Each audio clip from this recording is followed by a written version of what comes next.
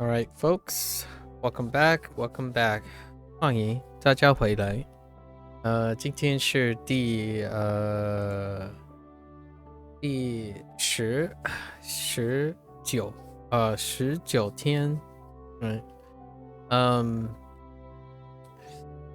is 19 and time flies. So I just noticed that someone posted a DM in the Discord and made a comment about Wok-hei. No, that is indeed Wok-hei, all right. Okay. We made a couple errors, right? Let's see here. Gotta remind myself. What were the errors? I jumped the gun. Wrong tone. So this is when, not when. And men, like neutral instead of men. And these were from previous ones. So 24 hours hasn't eclipsed yet. I wonder how they're counting this. I guess these are vocabulary words, right? 76 vocabulary words. It certainly doesn't feel like 76 vocabulary words. There's definitely more characters. Yeah, see, there's what was it? We're at 266 items. Okay, so these are definitely vocabulary words. Dang, 76 vocabulary words. That's the thing about SRS, right? I'd be hard pressed to try to get the 76 whatever they are. Although I kind of like this. They look at the coverage, the character coverage. That's kind of neat. The more information, right? Obviously, hyper focusing on it is something I typically stop doing, largely because I'm using the advantage of technology. For the time being. Can I click on this? No, I can't.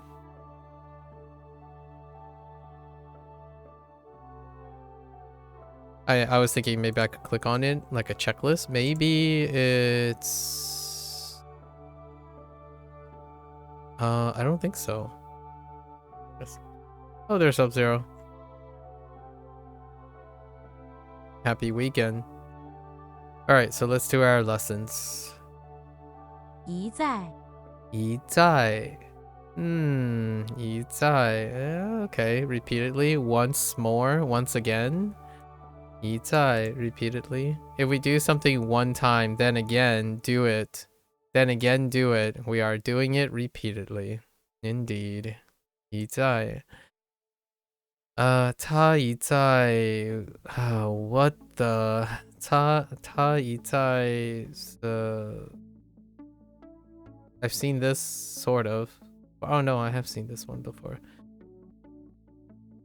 I do not know what that is supposed to be. And then 我们的 something 情. What could you possibly look like? 近情 no. 他一再拒绝我们的邀请。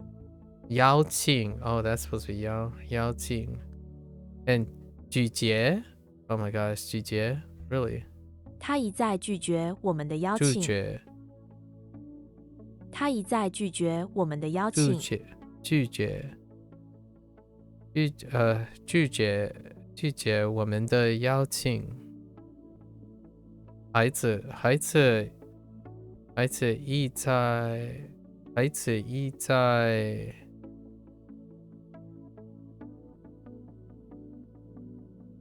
when 一再 when 同 something.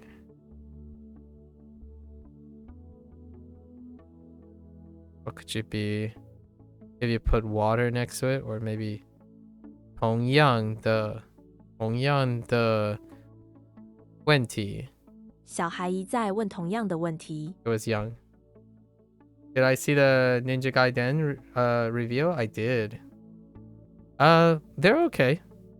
I didn't own an Xbox back then, so I didn't play the Ninja Gaiden games. But I did play the original Ninja Gaiden games, which there's also an original. There's a 2D Ninja Gaiden game as well. I mean, that's kind of expected that they would follow up with a Ninja Gaiden 4 reveal as well. But there's also the retro Ninja Gaiden game as well, a little bit back, like a month or two back. I think it's been a month or two. It was Games Award, or maybe not. It might have been Games Awards. Yeah, I'm familiar with Ninja Gaiden. Yeah. It was like kind of a period for the DMCs and Onimusha, that kind of thing. Which obviously Onimusha is coming out too. Same, you had a PlayStation, so you were kind of late to the series. Just bought the remaster. Yeah, the Ninja Gaiden 2 Black was posted for PC. Oh, wait. Oh no, wait. You still don't have your PC, right? It's in February, dude. Sub-Zero, man. I don't know how you could wait for that long. I'm like, wait a minute. Oh yeah, it's February. Oh, you bought it for the PS5? Oh, okay. A lot of good games releasing. Yeah, the new Dynasty Warriors Origins. Yeah, Origins were out. Last one to pass. I was a Dynasty Warriors 2 guy. So that Dynasty Warriors 2 was the first Dynasty Warriors. Dynasty Warrior 1 was a fighting game, so that didn't happen. But yeah, PlayStation, back in PlayStation day. I think I still have the copy of Dynasty Warriors 2 lying around somewhere. It's those years again, right? It's been 10 or so years now. 10 to 20 years, anything 10 years plus. It's time for the recycle bandwagon. Bringing back for a new generation, right? Virtual Fighter 6 was also teased by Sega, right? Virtual Fighter 6. We got some hot stuff. Yeah, tell me about it. My laptop is starting to break down now too. Barely getting my in one of your getting by on the uni course. Jeez. Laptops are doing well too. The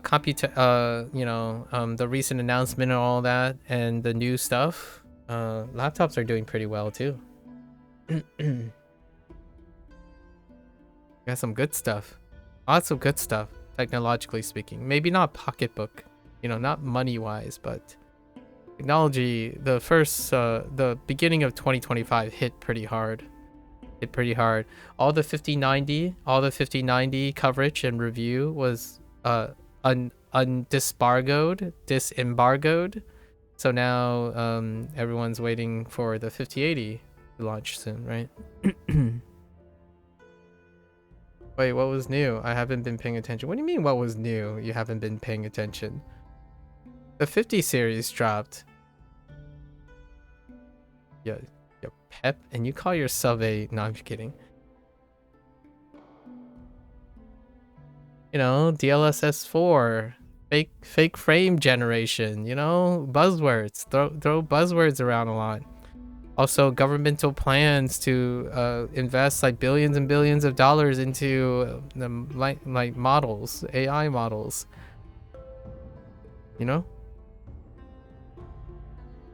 I think the new Samsungs dropped, the smartphones stuff dropped. Xbox, along with Xbox, had their announcements for stuff. I do not pay attention to laptop GPUs. Laptop GPUs are excellent now, so you can probably just get away with a laptop, really. If you plan on moving, laptops are pretty nice. Incredibly high efficiency is king now, and due to the nature of the new architecture, the Blackwell architecture, right? New wave of laptops. Okay. We're not going to geek out too much without that. We'll come across them as we find the opportunity. So 孩子 wait. Oh yeah, so this is young.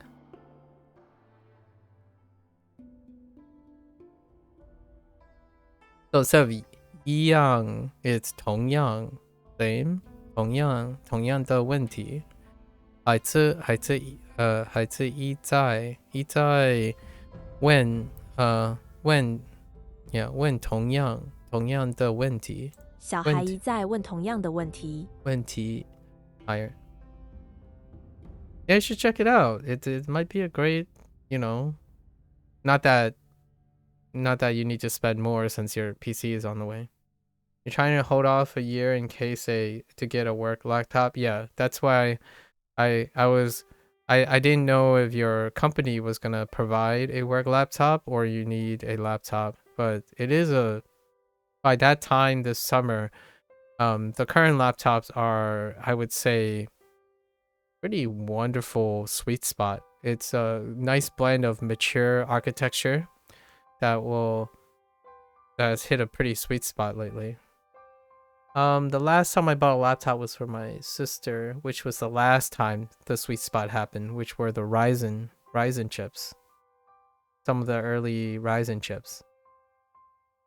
And the architectural leak, the last NVIDIA architecture leak before Blackwell. They most likely won't for the internship, but maybe for whatever full-time position you get next year. Ah, I see. I was looking at laptop stuff because there's a chance my sister is gonna stop by home, and I was going to ask her if she needed a laptop, like to replace which is the last laptop. I think it was the Zephyrus. I purchased the Asus Zephyrus 14 for her, and I mean the Zephyrus is getting refreshed and it looks really different now 4 years later, right? So it was the first Zephyrus.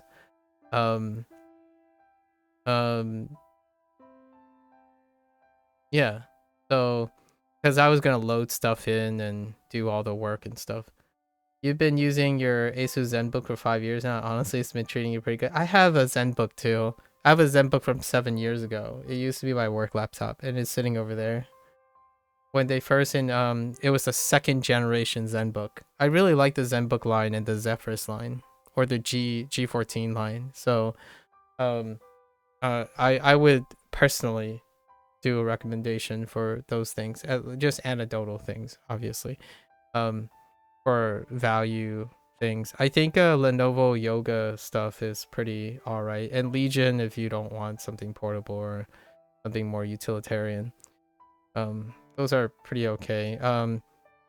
XPs, like XPSs are, yeah, they're kind of expensive, like diminished return expensive. Surprised it hasn't started breaking down until now, considering how bad it's been treating you've been treating it. I see.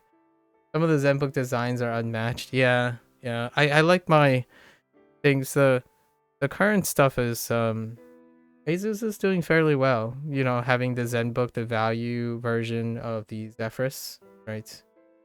I think the Zephyrus design is fantastic now as well.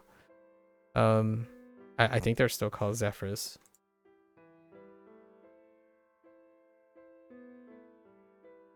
Yeah, a Zephyrus G14 is what the last thing I purchased for my sister.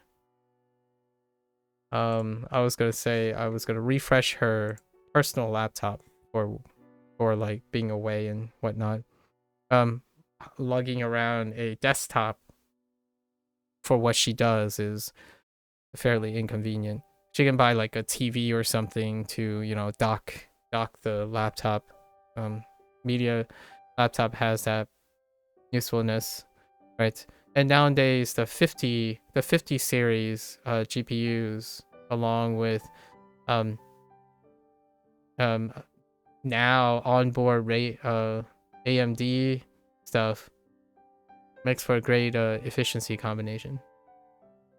Do you know anything about the Snapdragon laptops? They're okay. That's all I can really tell you. You were looking at a Samsung laptop the other day and noticed it had a Snapdragon. Yeah, it's okay. Like, it's middle of the road. if you can get it on a discount, still sufficient. I was surprised because you thought Snapdragon was only, yeah, they're ARMs chips. You know the whole M1 chips using ARMS architecture to support operations, right?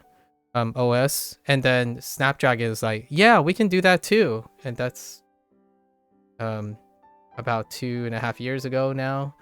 So here they are now. The Snapdragons are the Windows ARM chips, and they're like middle of the road. The nice thing about here's the silver lining about middle of the road things though. When they're middle of the road and they're lukewarm, you can probably get them on fairly nice discount. And in the end of the day, if it runs the OS with no hiccups, the performance to price ratio is what ends up being the seller, right?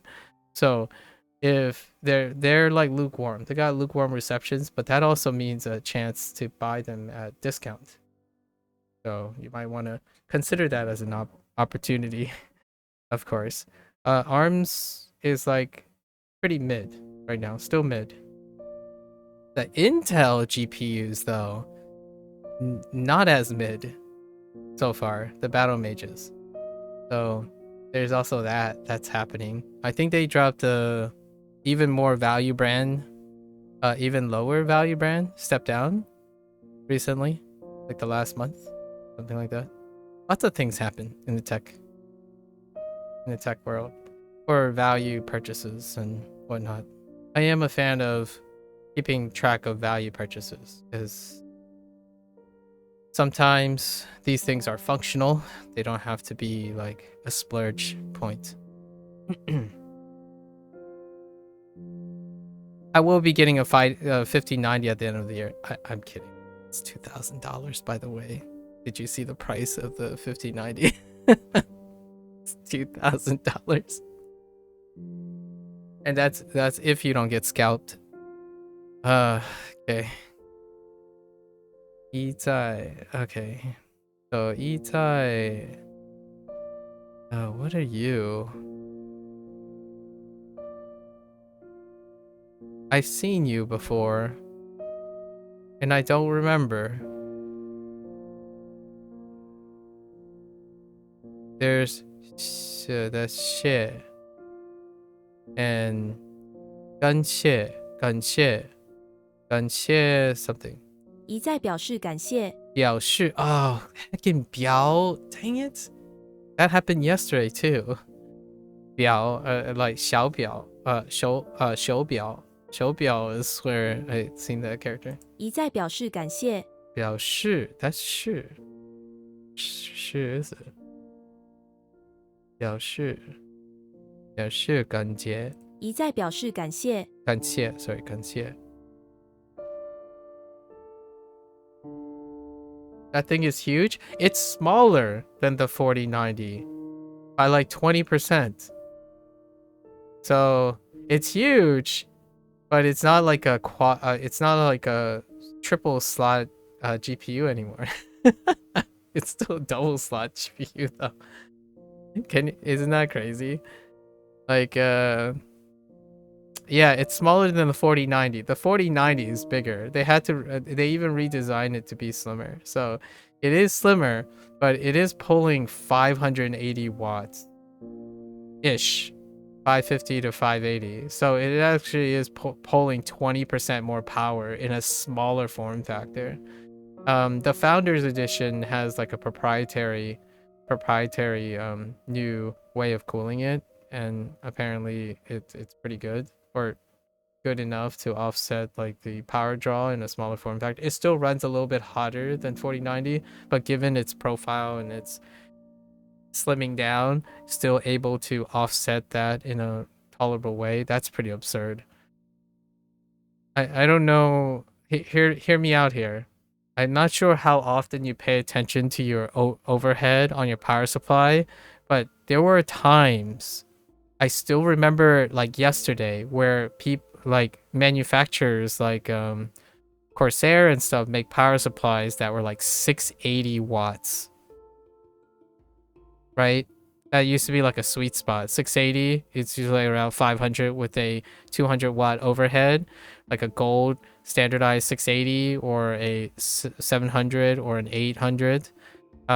Like titanium or gold certified like power supply. And now we're talking about a graphics card that can peak wattage over a 600 watt PS power supply. Excuse me. I think my PC is still operating on an 860 watt one. The 60 watt ones are like the special, like extra special edition, like when they were released and stuff. So I think I have an 860. Corsair does this weird thing where if it has like a non-rounded 100 number, it was like a specific line of PSUs for a while. So I had like the 861. Yeah, I can't even run a 5090 if I wanted. I would have to replace the power supply too. there was a time my first power supply was a 1001 a gold 1000 ATX or something. I forgot how they number their models. But I always thought to myself, man, that's overkill. That's like a 30% overhead for any power spikes. And now I'm thinking like, boy, that's perfect for running it, for running anything. NVIDIA. I'm like, okay. I haven't talked about tech in a while. It seems like it only comes up when you're around. Yeah, very exciting things. 在一在一在一在男朋友男朋友呢male friend companion is a boyfriend. Ah, I hate when that like this happens. It blocks. Okay. 我有男朋友.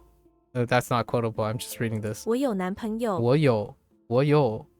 Why is it so high? 我有 yo. Oh no, yo is 2, isn't it? It's not 3.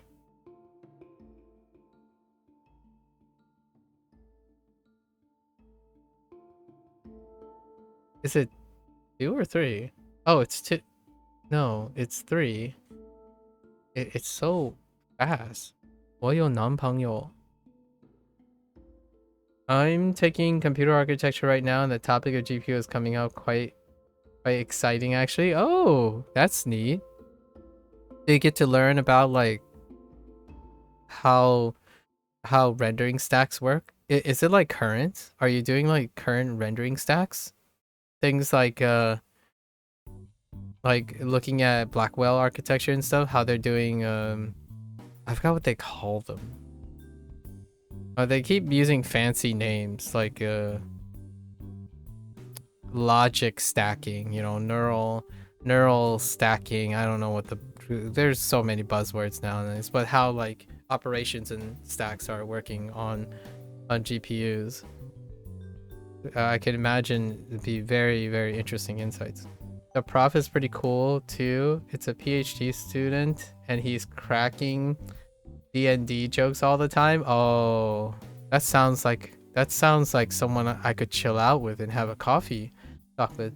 Not that you know much of D&D, but it's fun to see him make correlations. Oh, that sounds like my kind of dude. Back in my day, I used like League of Legends though. You know, I used League of Legends back in my day to stay a little edgy, but now I can totally imagine D&D now that I think about it. You know, Western fantasy would be a great way. I could, you know, since you guys are in Norway, I would do the cheesy thing and like talk about Vinland Saga or something. Or the television show The Last Kingdom. Because both of them deal with the Scandinavian and Danish and English conflict in history. So far, we've mainly talked about the cache optimization. Okay. And then the M1. Yeah, okay. Interesting. I only know like buzzwords. So what I mean is I only know how to explain the cause and effect. Like, this architecture has this function, but I don't literally know why, like, this architecture allows this function to happen. Like, what is required typically to increase efficiency, like the typical ways in which manufacturers increase efficiency, how they increase stacking throughput, and then how that translates to energy consumption. So those are like all the things that you would find on, I don't know, a presentation or a press conference. So I only correlate what they constantly say, like the language they use. And I have no idea how manufacturing works. Like, what does that actually look like on like a, you know, on a board, right? Like, what the heck does that mean? What does that mean that the die is this? Like, I can't even, I don't have a visual presentation of what that is. I only see that. Very knowledgeable, at least on the surface of things. Yeah, you know, we're consumers. We got to be good in labs. Oh yeah, I would be able to do that. Any type of lab work would be fine, largely because it deals with observational and simulations and observational stuff. So naturally you can try to look at patterns and results. It's like, hey, if we do this, this happens. Okay, let's write a detailed result of all these things, and then let's adjust the parameters accordingly. Science. That's science, right? If there's anything that the PhDs don't distinguish, like higher education do not distinguish, is the application of problem solving and critical thinking. You have to solve problems through observations, and then through observations you can get to answers without necessarily knowing all fourth knowledge, right? I think I miss those days. The reason why I can't have them now is because I'm not at the forefront of anything, right? The PhD studies were really cool in that at some point you realized only you can answer this question because no one else is answering this question. If you know what I mean. And then of course it's a double edge, right? If you get stuck and you don't know how to figure it out, then you're stuck. You gotta figure out how to unstuck yourself, and that comes with its own responsibilities too. But it gets to the point where, you know how when a content creator, you watch a video and so a content creator tells you, this is the most kept secret that no one has told you about. I bet you didn't know this secret. And what I can think about is like, I bet someone does know this secret. And in fact, I don't think it's a secret. It's probably an open knowledge, conventional knowledge that you're assuming the audience don't know because, right? They haven't seen it yet. In science, it's a double edge, because when someone tells you, oh, this is the best kept secret, it's usually a question. And that question is, I don't know the answer, but this is what I know so far. So when it comes to secrets, oftentimes one guaranteed way that it's a secret and people haven't known about it is that no one understands it enough to say they know about it. And I think that's one of the biggest differentials between someone who's telling you a secret because they already know a lot about it, but where did they get that knowledge? Probably from someone else that already know about it, as opposed to like in the frontier of science or something where it's like it's a mixed bag, because you want this to be a good thing or like a useful thing, but you're not sure if it's a good thing. So whenever someone asks me, oh, so what are you researching? I'm like, okay, so this is all the stuff we know, and now I'm trying to know more about this stuff, and I have no idea what I'm doing. Well, you know what you're doing to try to get at the answer, but you don't know what that's going to mean. Like it's not possible until you actually do the experiment. Like you really don't know. It's like, oh, here's all the cool stuff, right? And that's what people focus on, actually. Whenever you hear like a published paper, right? And they introduce some sort of correlation. It's like, oh yeah, and by the way, we have no idea what this means yet. Like, we can guess what this means, and in the next 4 or 5 years, maybe we'll try some of these things and figure out what this observation means. Yep. Stay tuned.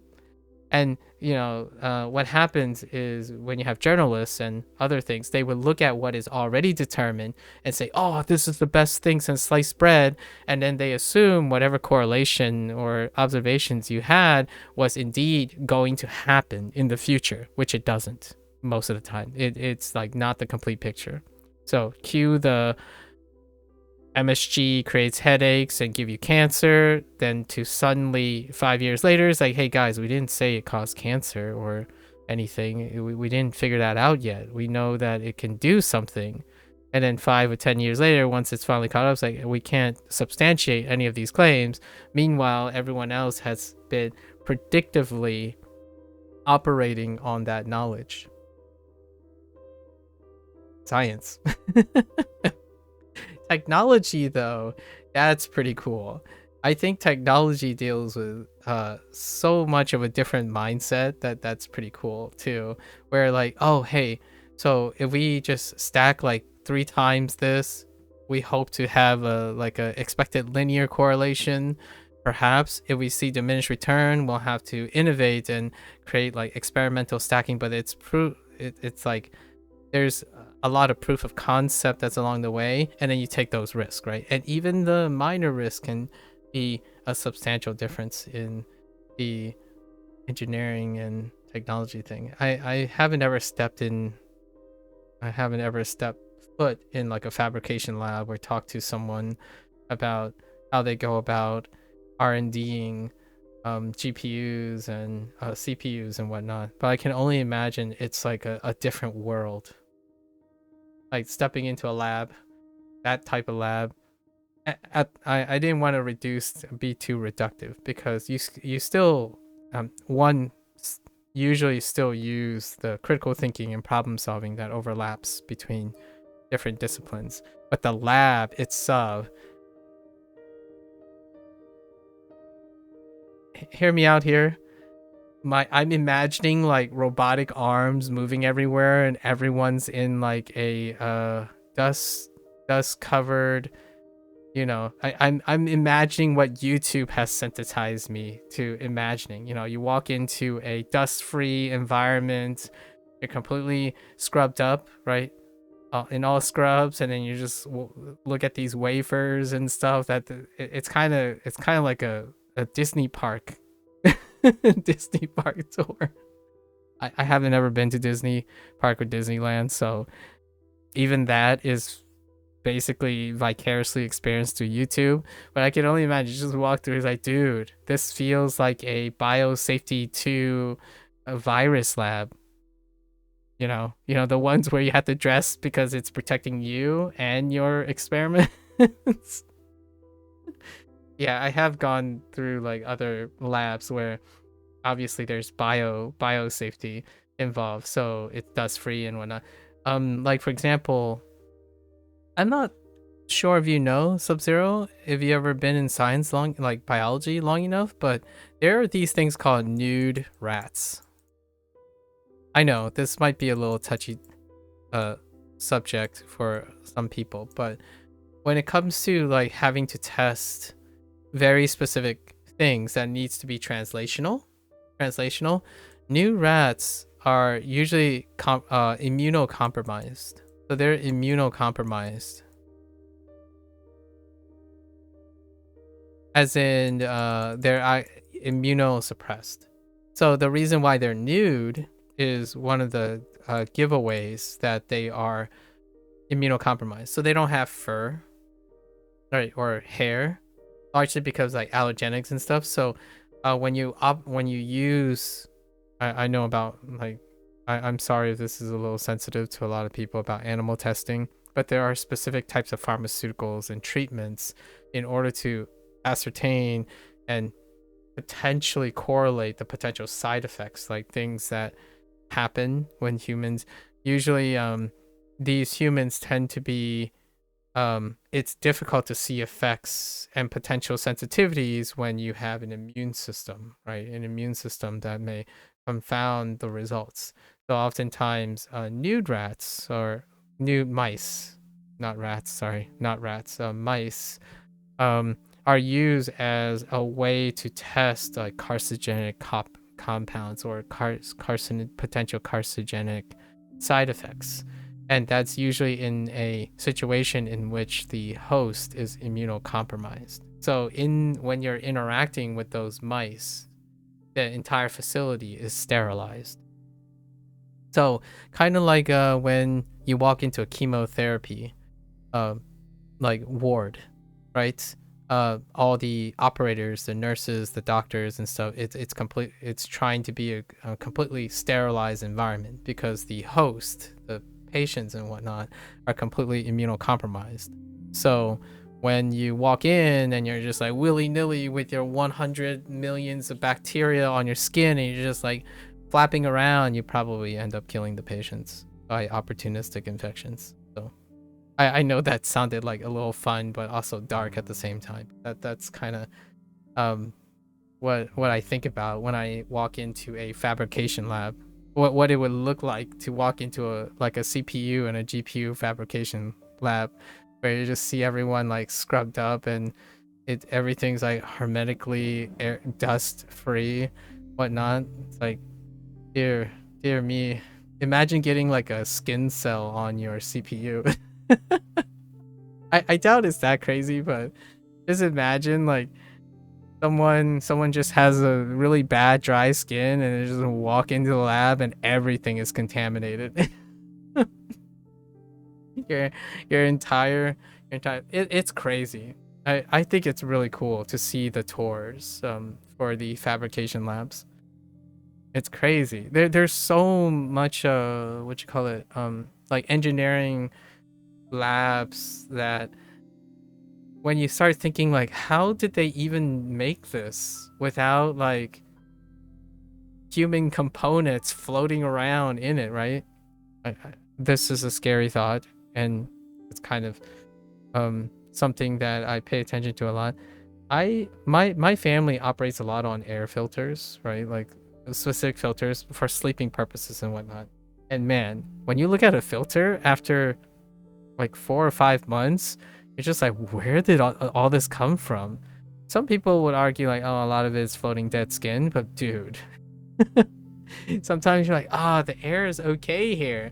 Meanwhile, you just look in your filter and after 3 months, like, whoa. Not that it's life threatening, but no. The nice thing about being humans and being a biological organism is immune system. PogChamp, right? Sorry, I said PogChamp out loud. But thankfully, biology's got our backs for the most part, for most people who are not immunocompromised, right? Which substantially most people are not immunocompromised, thankfully. Imagine living in a bubble. Have you ever seen the movie Bubble Boy? That's probably a comedy that would make a little bit lighthearted about people who are immunocompromised. Bubble Boy would be the one that comes to mind right away. Was that an Adam Sandler movie? No, I don't think so, right? Who was the Bubble? Oh, it was Jake Gyllenhaal. I totally forgot Jake Gyllenhaal played Bubble Boy. The moment I saw the screenshot, I was like, dang. Jake Gyllenhaal played Bubble Boy. The movie wasn't that great, but comedy. I remember it. The phrase Bubble Boy is what comes to mind. Okay. Slight side digression. 我男朋友不会做饭. Okay. Sounds like this is describing you. What your girlfriend would say. I'm kidding. I'm kidding. 我男朋友爱水果. Okay. Sure.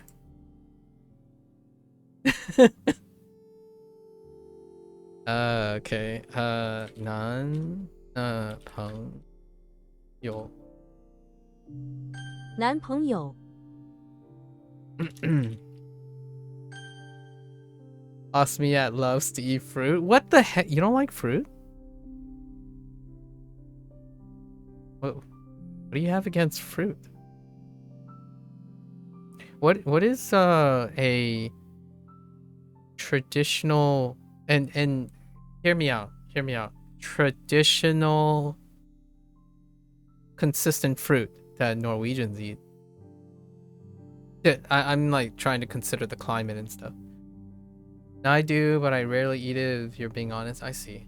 What would be like a household staple? For a like, are we talking about apples, oranges, maybe something like a hardy fruit so that it's like local? In the United States, it's probably berries. Berries are probably like year round.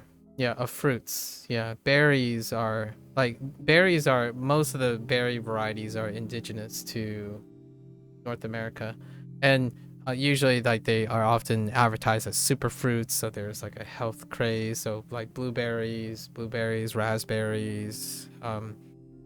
Usually blueberry, raspberries, maybe even cherries. So that's kind of thing. And then bananas, right? Bananas and oranges. But oranges are like more exotic, and bananas are technically exotic too. But berries, people are into that berries. Those berries. Due to the health craze, the health trend. Berries are high in many things. And they're really tough. Berries are strong year round. I'm not sure about bananas and oranges. I like watermelons personally, but watermelon's a summer fruit. So really like watermelons. 叫好 叫好. 叫好. Oh, to applause. Oh, good call. Calling out good. To applaud. Something is really just publicly called out that is something good. Yeah, to applaud. Nice. Bananas, apples, and oranges. Pretty much the staples and what they offer to kids going to school. Ah, okay. And they don't have a lot of exciting exotic food here, TBH, so quite boring. Ah, okay. In high school, oh, that's a good way to think about staples. Kids. So for kids, yeah, it was bananas, apples, pineapples, banana, apples, pineapples, and peaches. And pears.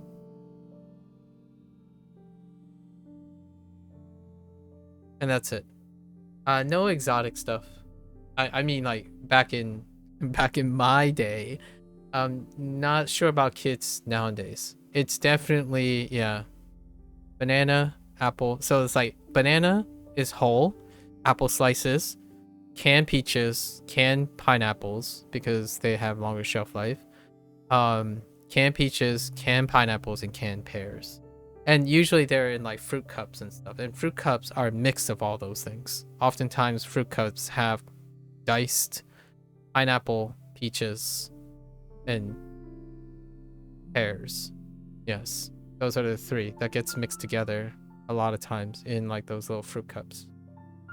There might be something else. I forgot what that orange thing is. A persimmon or something? It was something like that. But usually it's peach pineapples. And then it would be apple slices a lot of times, and then whole bananas. I haven't thought about fruits in a long while. And then orange comes in like, oftentimes orange comes in juice form. Although occasionally you get oranges. Occasionally. Orange is kind of a hit or miss.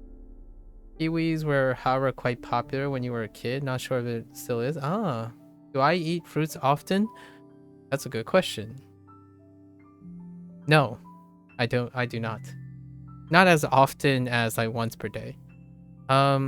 We consume fruit maybe once every 2 or 3 days. We consume vegetables every single day. Like vegetables are the core, and then fish. Vegetable, fish, once in a blue moon, maybe some sort of red meat, and then it's just tons of vegetables. And then rice for the carbs. Rice is the major source of carbs. Rice or noodles. Yeah. I think veggies outnumber most things. Yeah. I actually deliberately drink sugar every once in a while to keep my like I actually have I know in this day and age, you're like, what? I hear me out. Hear me out. Sorry, you just got to trust me in this one. I actually do not hit my daily intake of sugar most of the time. No cap. So oftentimes I would take that opportunity to maybe like drink a sweet beverage with my meal, because if I drink water, sometimes like I get really tired. Like my brain stops like moving, and I'm like, I need a sugar bump right now. So I actually drink sweetened beverages now, as opposed to continue drinking water, right? Yeah, it can get like that sometimes. When you have family. My father and mother has sensitive, like they're getting older, right? So maintenance for sensitive eating and whatnot, like lots of fiber, right?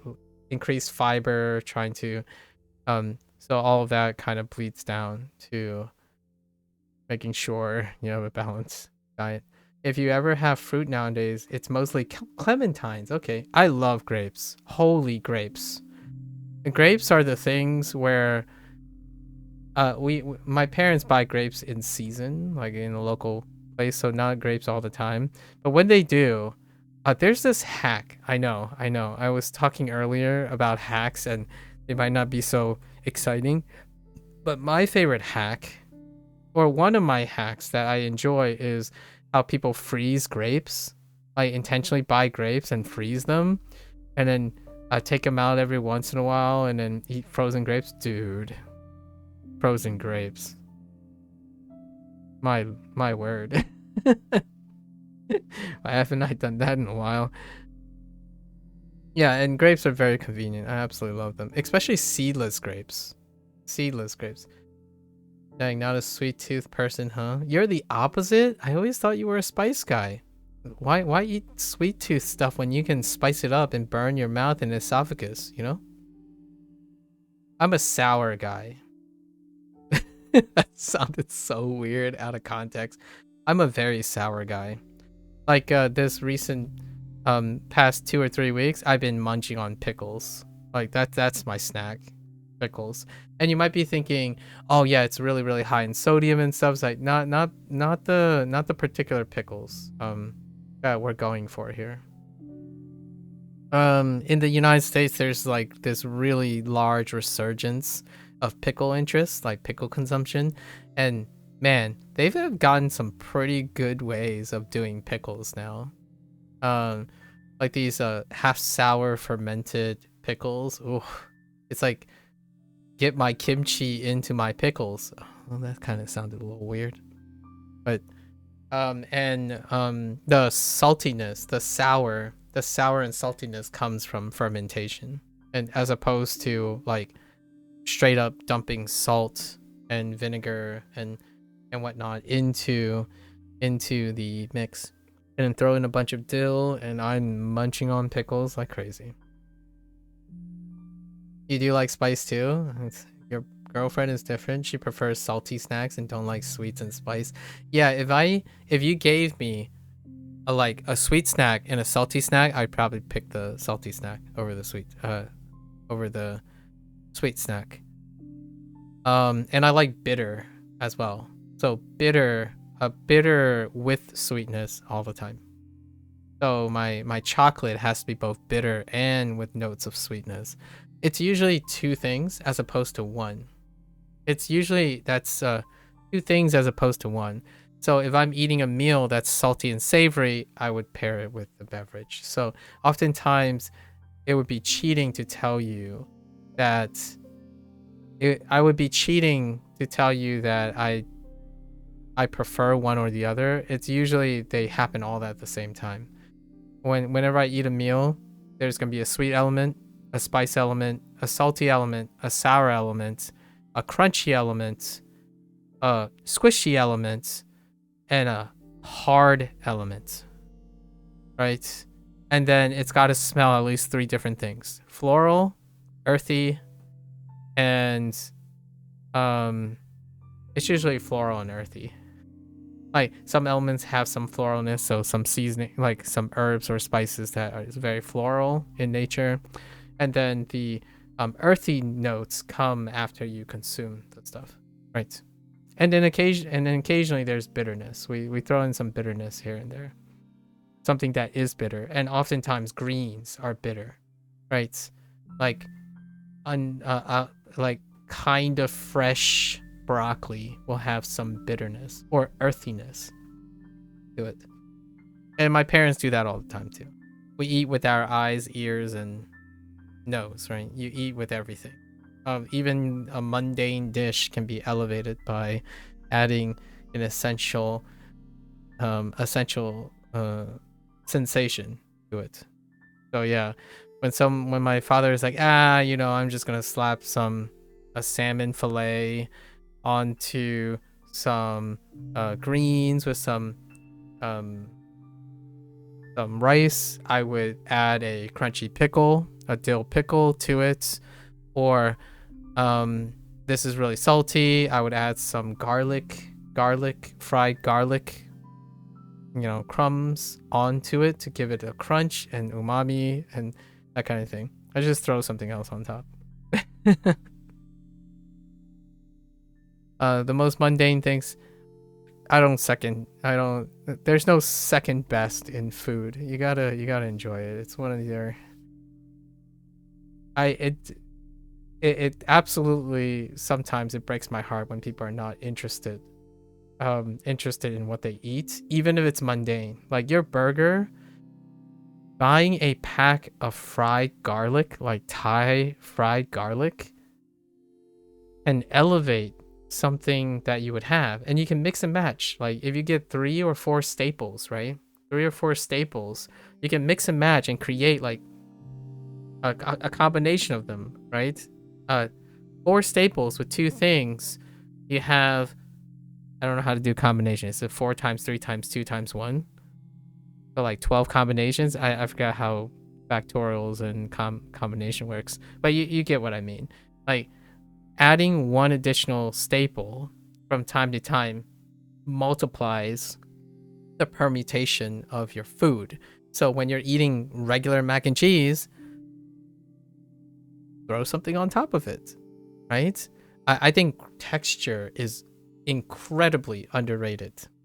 Have a crunchy staple and a chewy staple to add. Oftentimes chewy is good enough already, so crunch. Add stock your shells with at least 2 or 3 options for adding crunch to your things. It's such a sensation. What is it that is so different about crunch? Your ears ends up participating as well. So it's one of those things, like when you add something in crunch, certainly you have your straight up crunch, and a lot of times things like fried garlic affects your smell. So fried garlic, smell, umami, listening, it checks off a lot of lists of sensation. You've never used 叫好 before. Oh, okay. Maybe because your Chinese sucks. I doubt it. How do you say applause in a different way? Do you know how to say applause in a different way, Chern? 叫好, to applaud. Is there like another way to applaud? Oh yeah, Gecko's already a bit. Yeah, that was like an hour ago. 2 hours, maybe? Yeah, Gecko's got the bed. The bedge. Oh, and now that we're talking about food, yeah, I found a new staple dinner. Baked sweet potatoes have been a game changer lately. You sound so American when you said that. I literally said that to Jiao the other day. Like, I asked Jiao, have you met Jiao before? I'm not sure if you were here when Jiao was around. So Jiao is a visiting student from China, mainland China, and he's currently in the US, and we've been talking about food a lot in the Discord. So you can probably pick up that every once in a while. My first thing was like, I was trying to give him like trends, like American trends, because these produce are readily available. Sweet potato is readily available. And the first thing I thought about was like, oh yeah, that's a trend too. Have you tried like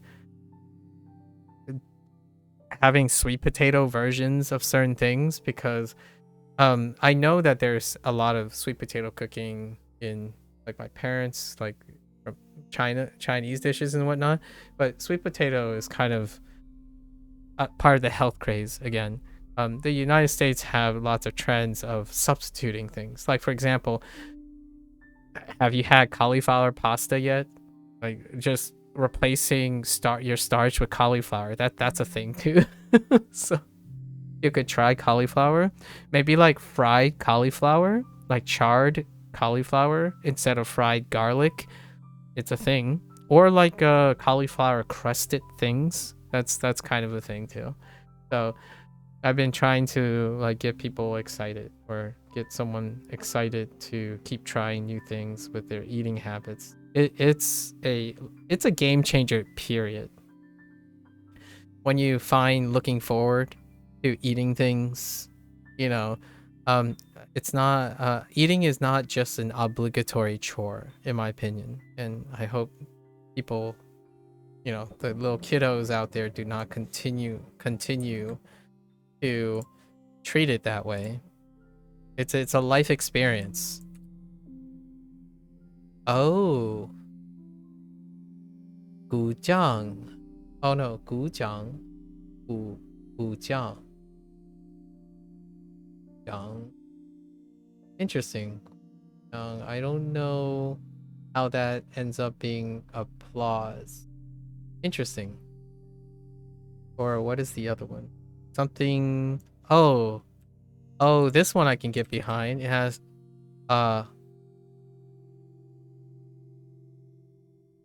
wait, is that Japanese? Wait, is this supposed to be Japanese or Chinese? Oh, oh yeah, pa show. I think pa show is also applaud in Japanese too. Pretty sure, right? Pai show. Pai show is definitely also Japanese for applause. Hold up.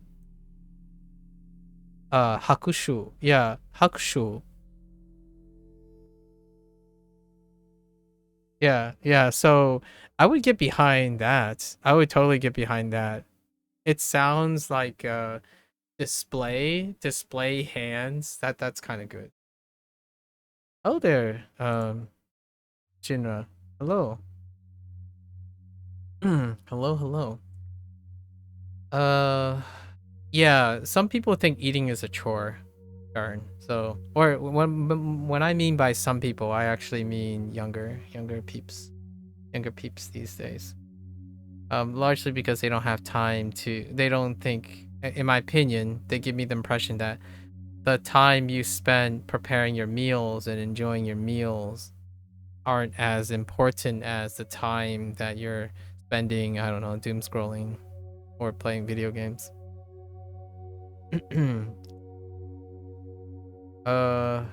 Loaded with meat and perfect for a gym diet. Oh yeah, sweet potatoes. I agree. Sometimes you make fried macaroni on the pan for a bit to make it crunchy when making bolognese. Game changer. Yeah. Um. If you have like a broiler function on your oven, place your mac and cheese into a baking pan, right? A baking pan, and then just toss it in the oven. Get that crisp on top. Wow. But if you don't eat, you'll die. So you must eat. Here's the thing. The things that you must eat, it's so tough these days. In my opinion, I think one of the things I have often find myself saying more often nowadays, and it somehow is like, wow, this is important. I usually think, isn't that the thing you want to do? Sleep? eating. Those are the two things that get sidelined a lot. And you might be thinking, oh yeah, but some kids just want to stay in bed. It's like, but they're not staying in bed for sleeping purposes, like improving sleeping. They're staying in bed to avoid doing other things. We're talking about working on improving your sleep and like being engaged and actively invested in your sleep and eating, because you have to do them, right? If there's anything that's obligatory and unfortunately seem like a chore for a younger crowd, I would say younger crowd, largely because when you get older, whether you like it or not, eating and sleeping, how well you eat, well you sleep is kind of becomes an issue. It no longer becomes optional, right? You must try to eat better, sleep better. So, yeah. Oh, 叫好. 叫好 is more like well done and bravo. Yeah, to applaud. Well done, bravo, to applaud.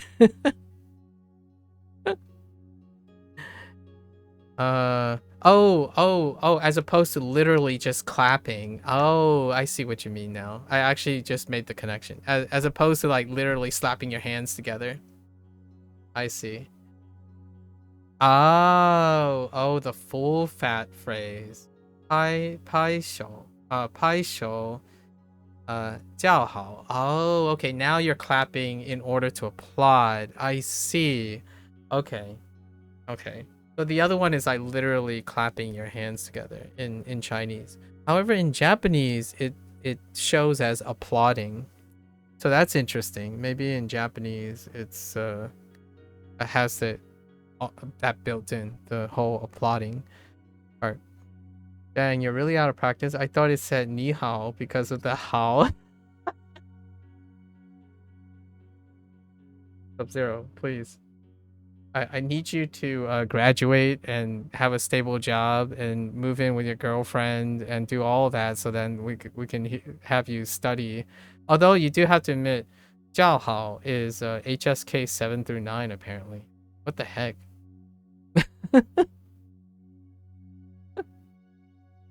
It does show here, by the way. Oh, I think it's cut out. Sorry, you guys can't see it, but in this, you can't see it. It's cut off because of how big the window is. But on like right here, on this side, it has isn't there only until HSK 6? So there is until HSK 6, and then 7 through 10 are like optional. Like they're all clumped together. They're usually like just things that you would encounter and whatnot. So it actually goes up to 10. Not that most people go past 6.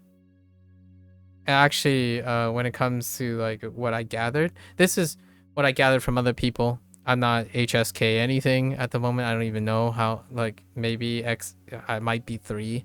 I've been told, or I've read, that when you're around between 4 to 6, you kind of just go on and do your own thing, right? Kind of like the JOPT thing, where like, yeah, you just kind of go on and do your thing after a certain amount. English B1, you just go on and do your own thing a lot of times, unless you need to take examination for a specific qualification or something. Yeah. They try to cover all of the HSKs. So Kevin's vision for HanziHero is to cover all of the characters and then beyond. He wants to go beyond to like 4,500 maybe. So 较好 makes sense. 他们什么？哦，他们还有呢？ I keep saying ne. I need to stop doing that. I've been watching this Malay couple. I told about Trent. I've been watching a lot of like reruns of this like Malay Japanese couple, and every time he says like dame la, I'm like dayo la, I'm like That's good. I just think of my parents. What do I say in Fujonese? Sino? Ji sino? 你找面叫 sino? Sino? That sino is 什么 the closest sino. And in English I do oh a lot. Like oh, like oh, that kind of thing. But now whenever I'm like reading kanji or hanzi, I find myself saying ne all the time because you just need to say it. You just need to say it. Okay, all right. Tamen hayo. Is that hayo? No. Yes, hayo. Hayo 叫好. 叫好.他们没有叫好。没有.没有. I keep getting them mixed up. Okay. Hold up. I'm still getting used to the traditional characters, okay? Don't at me. 没有叫好. All right. What is this? What do you look like? That looks like what is it?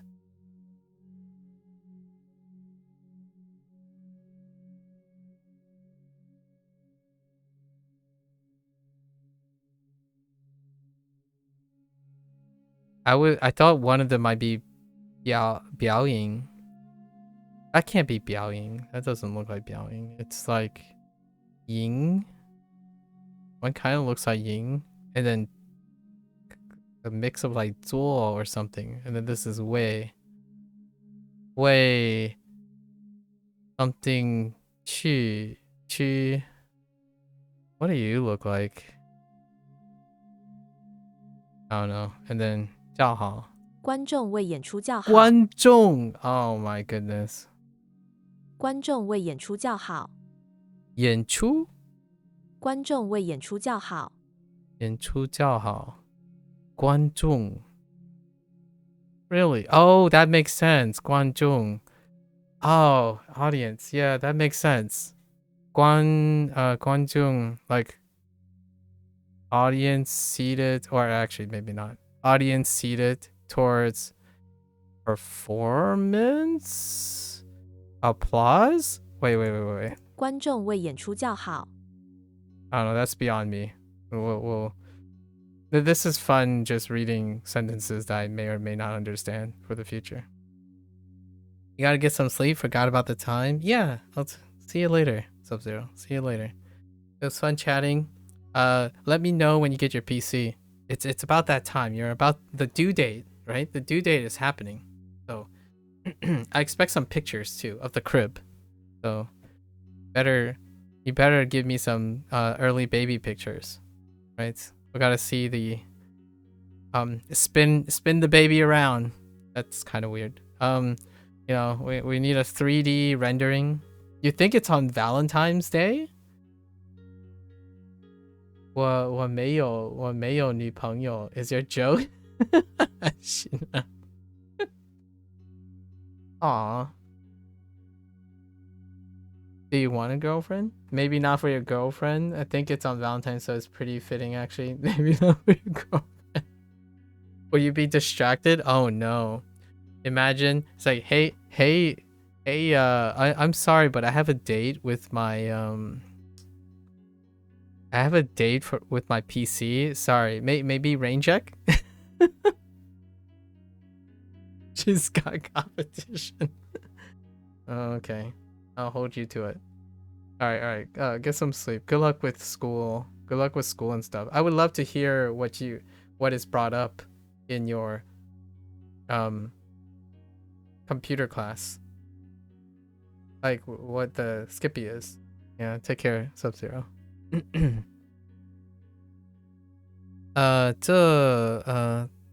Let's see. What is this? 这间 no 这届 might be 这届电影赢 as in win, yeah, 赢得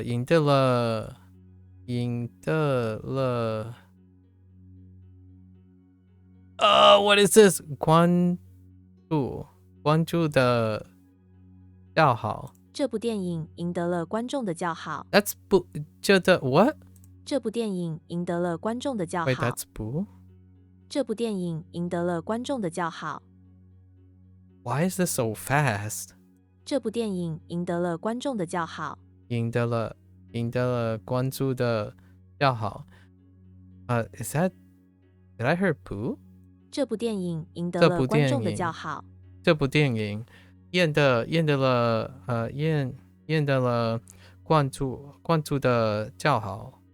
Okay, interesting. Some advanced stuff for me. 叫好。叫好。 To applaud.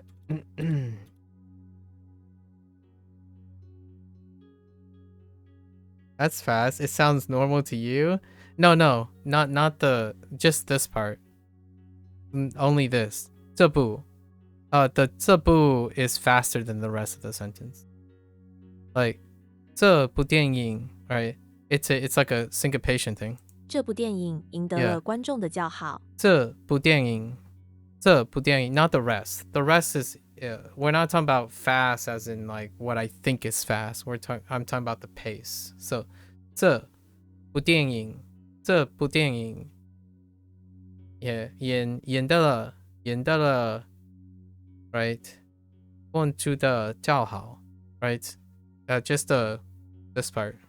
这部电影赢得了观众的叫好。 Yeah, the rest is spaced out with cadence. It's kind of like saying, Churn, what do you think about the movie? Right? Like, you know, like, I'm kidding curious. Is CN pronunciation the speed is 1 beat per character? Because I don't know. I have no idea. For me, it's, I treat it as stress accent. Because English is a stress language, yeah.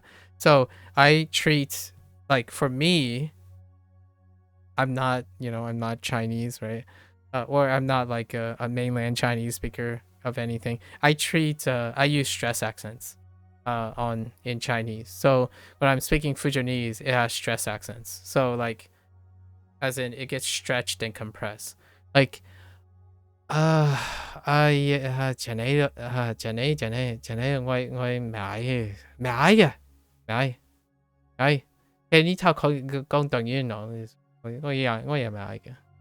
right? Like it's compressed and like there's stress. The pitch kind of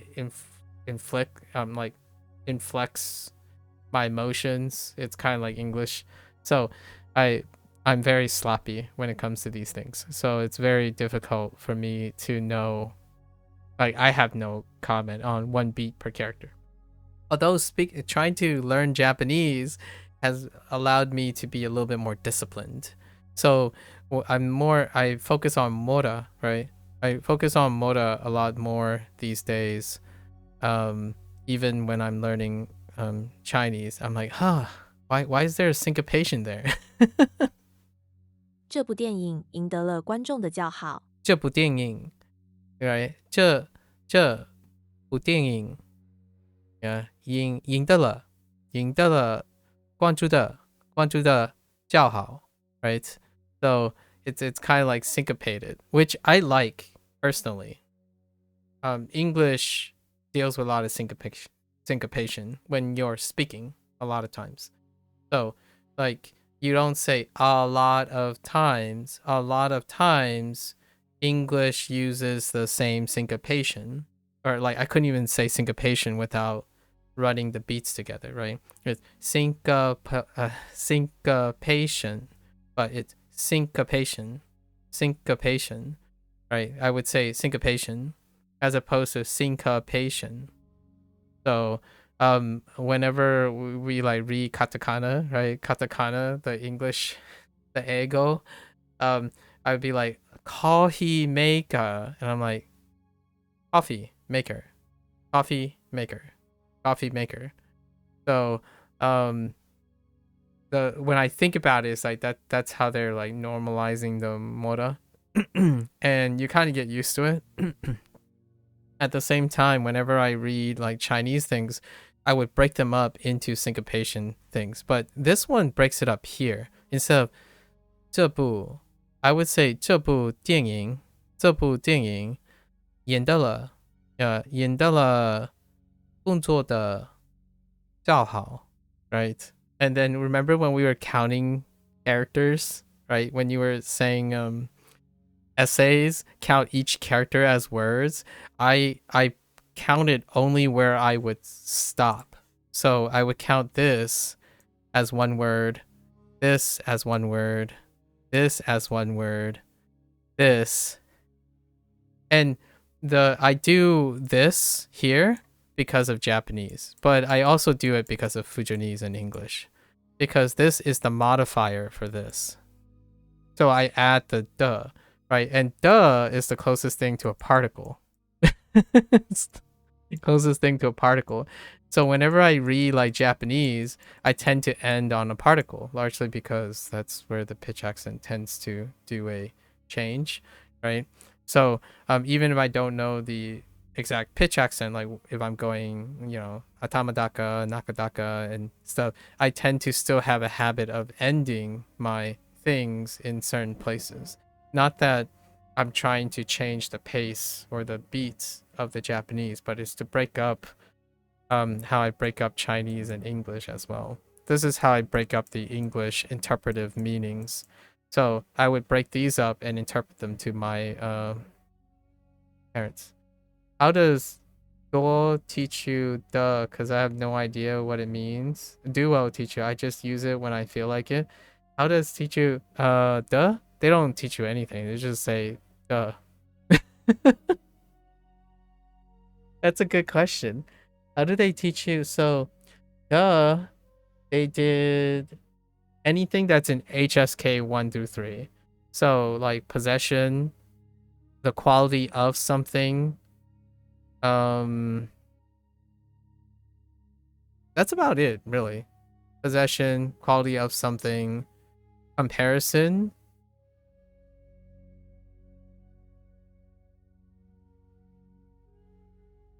Ending a question statement, I think. And it has a bunch of combinations for duh. But not really all that much. Not really all that much. And for duh is probably my most loose thing. I cheat. Like I put duh in random places. Duh is almost like neh. So I'm like, 你说的什么?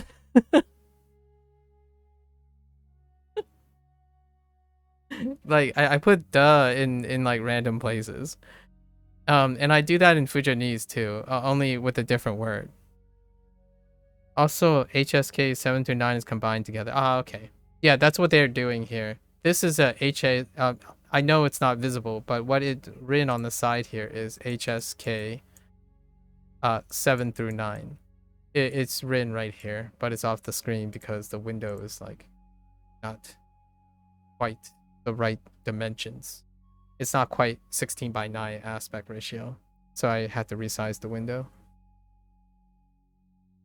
You forgot the question mark.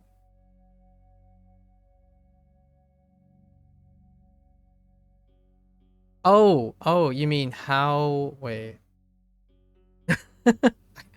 Wait, what do you mean by you forgot the question mark? Anyways, good talk. 男子 I have very sloppy conversational things, so I'm not sure if that's a good or a bad thing. For me, I'm not in school anymore, so it's combined together. Yes, they are combined together. In this case, for what Kevin did, I'm guessing whatever Kevin is using is off his experience with being in Taiwan. Taiwan and what he learned when he was in Florida. When like his texts and stuff. Kevin in some of his videos mentioned a bunch of resources that he's done, like read Hasix and very specific texts, but I don't know what those texts are. Like I don't know the nature of those texts. So he did mention like those material. Unfortunately, that's as far as it goes. So no idea why 7 through 9 are combined together, and then 10 is separate. I have no idea. Whatever it is, it's fine. You know, we learn what we need to learn. That's always nice. Okay, man-child. Of course, a man-child grows up into a man, or a male child, but I like saying man-child. 男子. Oh, interesting. Okay, yeah, we gotta remember that it holds on to the tone 3 marker. 男子. 男子 tennis? Oh, is that supposed to be one? 篮球? No, which one's tennis? What does that look like? No, is it 排球? 男子单打. Danda! I never heard of Danda. What did Duolingo introduce before the end of the 篮球, 排球, 乒乓球, 篮球. I'm missing one. 足球. So soccer, right, in no particular order, but soccer, soccer, volleyball, basketball, ping pong, and table tennis. Oh no, ping pong. I said tennis and ping pong. It's volleyball. Yeah, well, you get it. I didn't get this yet. Tennis. 男子单打. Danda. Oh yes, you're definitely failing HSK 7 through 9. Some words you don't know what it means and need to write an essay and translation. Oh, interesting.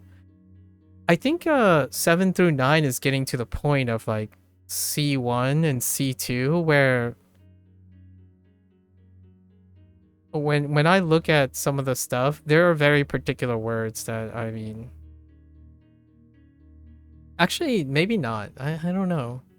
I should really see how that compares. I fail English exams quite a bit. Like I would say I wouldn't get very good grades on English exams nowadays if I was being conservative. So this is 男子单打. Danda. Danda. Oh, I kind of like that. Danda. Instead of using 球, Danda. Like some sort of ball. 中年男子. 中年男子. Middle-aged person. That makes sense. Middle-aged person. Like man. That's funny. B2 is the usual usage for usual. Yeah. C1's getting into the real stuff and work. Yeah. And then C2, I feel like C2 is specialized for specific type of categorization. Like the stuff that I use in graduate school are not useful in the terms of English proficiency. So things like you're not just gonna throw in stochasticity all of a sudden, right? Like, oh hey, instead of saying like, oh that's random, you could say something like, oh wow, that's sporadic. And then even further nuance, you could say, oh, that's stochastic. And I'm like, what the heck? Who would use stochastic? Stochastic is to describe the nature of like a random occurrence, like a random phenomenon.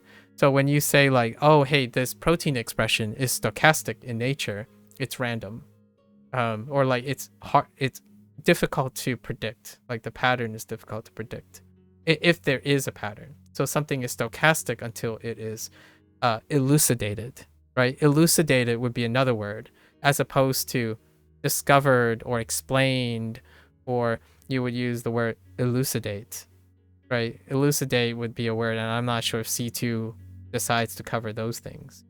That type of thing, English is just whew. HSK 6 is B2. Ah, okay, so that's almost beyond. That's almost, yeah. So anything, I'm guessing like 7 through 9 is considered. Yeah, here you go. If you want it, I'm curious. What can you tell me? Since you're looking, what is there certification for SA? Like there are things you have to do that you need a certification for 7 through 9.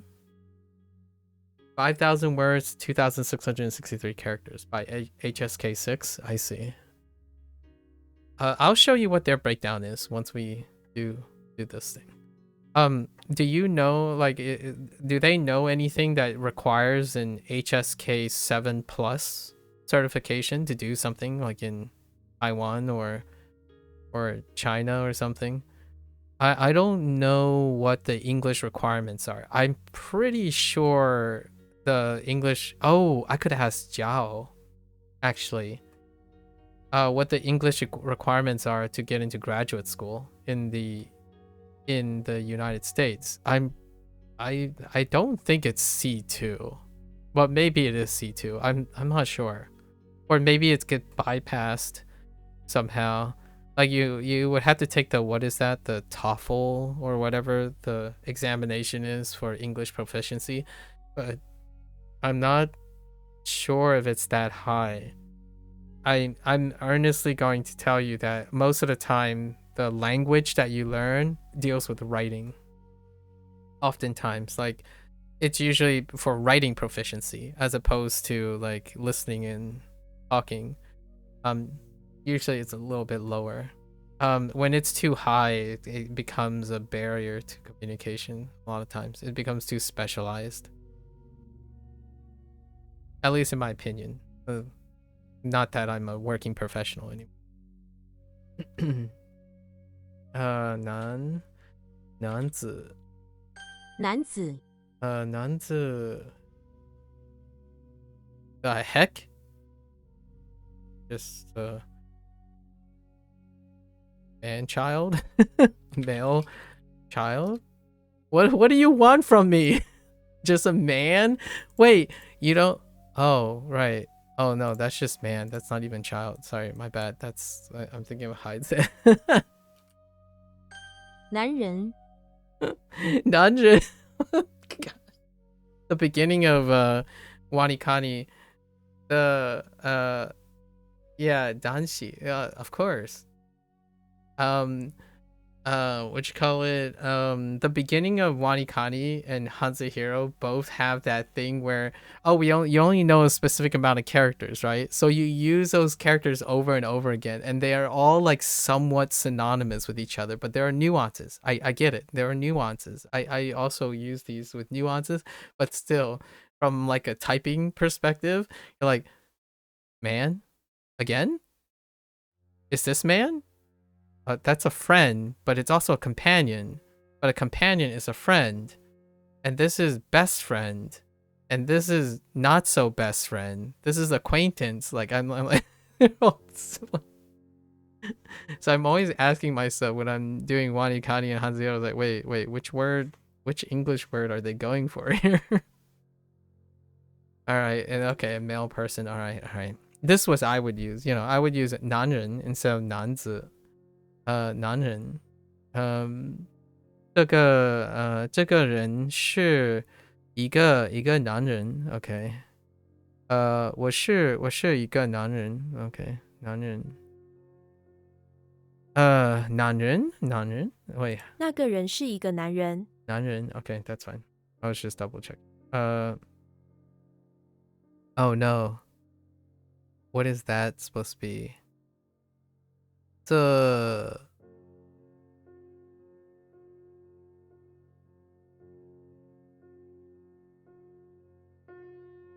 间 that's not 间。男人，这间男人是我的，我的，oh, I don't actually know what that is. 八星，这位男人是我的父亲。父亲 ，oh yeah, right. 父亲，这 what?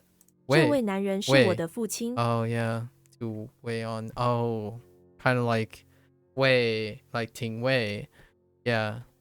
OK，这位男人是我的父亲。这位男人是我的父亲。父亲 oh, why is it so high? 父亲 Oh yeah, to be honest, the only time I've heard 男字 is 男字汉 Oh, 男字汉 Oh yeah, that's right. The Han. Yeah, that's true. You're right. That's the only time I've heard that too. That's a good one. I'm sure we'll get it. It's based on curriculum, by the way. They're trying to cover curriculum a lot of times, despite the radical focused learning. 男人. Okay, let's do it. 一在. Yeah?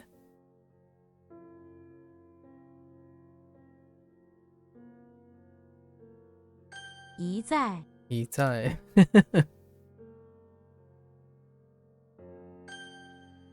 Okay.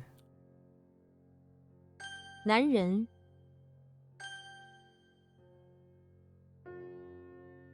男子。叫好。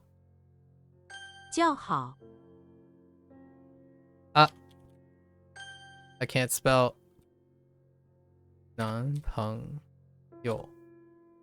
You notice something when I looked up the difference between 这个 and 这部 in traditional Chinese? I had been using 个 without knowing what it meant, but I was impressed to find out that 个 means 个. Yeah, similarly, I don't know simplified characters. Oh yeah, my. That means by, but I know traditional character. Yes, kau. Yeah, the ka. Japanese kanji. And then when you don't know the, oh, I forgot what that stands for. Dan. Oh wait. Now I'm not sure if it's Chinese or Japanese. Dan ji zi. No, maybe that's not it. And then you looked up the, I don't know what that character is. Oh, okay. So the difference between the simplified character and the traditional character. Yes. Yeah, totally. I'm having the reverse. Shina. I'm having the reverse situation where like, oh, that's by. That makes so much sense. Kau is still my. Like when I read Kau, I'm like, oh yeah, thank you, Japanese. That's what's happening for me now. Like every time I'm looking at a traditional character, I'm like, oh hey, thank you, Japanese. Because I have more reading practice with Japanese. So I had the opposite for Kau and Mai. That's why Japanese learning CN tends to like learning traditional. Yeah, more or less. Yep. Oh, this is Churn, by the way. That's the person I was talking to. Churn is, we're gonna say, I'm gonna speak for you here, Churn. I hope I don't I hope you're comfortable with that. Churn is fluent in Chinese, and well, what I would consider fluent in Chinese, and fluent enough in Chinese, and then he is also learning Japanese. So yay for Japanese and Chinese, you know. Oh, and by the way, Shinra is Japanese, Churn.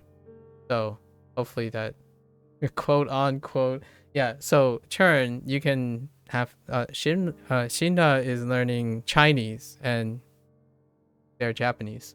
So welcome to the club. 男朋友。男朋友,男朋友. Okay. All right, let's get our lessons. Oh, and Shinda is in university as well. Advanced university. So that's also cool, right? Oh, and I keep saying Shinra, sorry. Shida. Sorry. I'm saying I don't know Shida. I'm not sure if you know, but I say I was thinking of Shinda because I was thinking of Final Fantasy. That's a bad habit. Sorry, but yeah, I see that the moment I read Churn saying Shida-san, I'm like, oh wait, yeah, Final Fantasy 7, you know, final fantasy, right? Fantasy, yeah, Shinda. Every time I think about it, it's like, oh yeah, my bad, Shida. Okay. 4月, right? Fourth month. 4月是全天的一个月份。4月是春天的一个月份。这个月是事业。天气 it's that can't be. Oh my goodness. 4月天气变暖了。Oh no, never mind. 变 Oh yeah, 变 Oh my gosh, that's 变。4月天气变暖了。变暖了。That's 变。The heck? Why would you write that? Okay. 4月。4月。3月。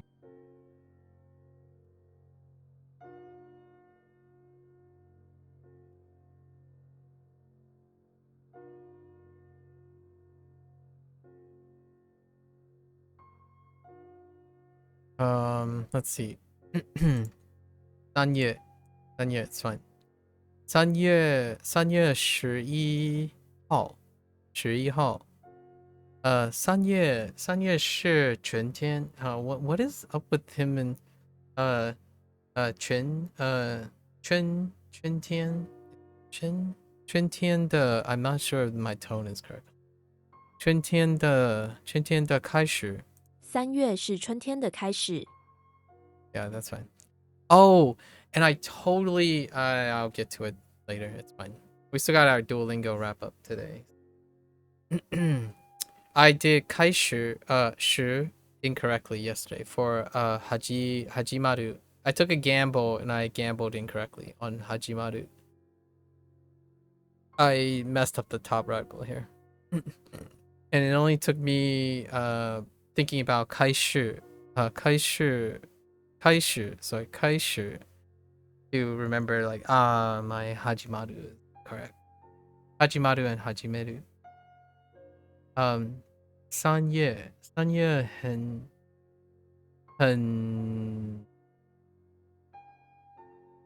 great and something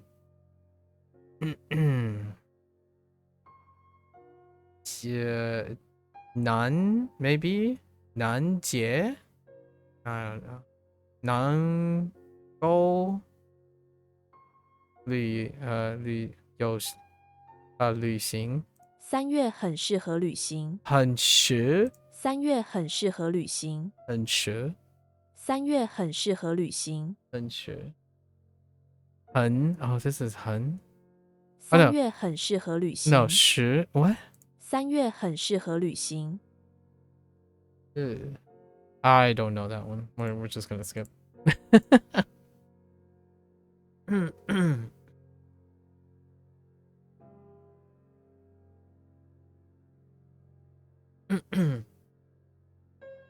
3月3月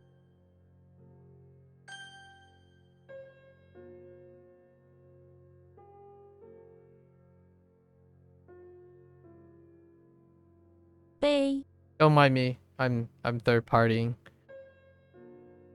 Bay. Okay, Bay. What is Bart Simpson doing? Bart Simpson is in front of the beach house. That checks out. On the bay, where there are a couple of trees. Yes, endangered willow trees. Next to them is the no sign. I see. Indicating no one can climb or hang on them. Bart gets a huge cup, Bay, and put it over the no sign. That's a huge cup. Then uses 2 cups to start climbing up the tree. Why 2 cups? Why 2 cups? I guess like suction cups? Suction cups? Okay. I got you. I got you. 杯子. 杯子. Is that true? No. Ganbei. That's ganbei? No? Yes, ganbei. A 杯有 yo. Okay. Yo. Oh, deodorant. What the heck? Deodorant? Come on. Oh, real short story, by the way. This is gonna be kind of weird. I usually share this. It's kind of interesting, I suppose. I don't wear deodorant.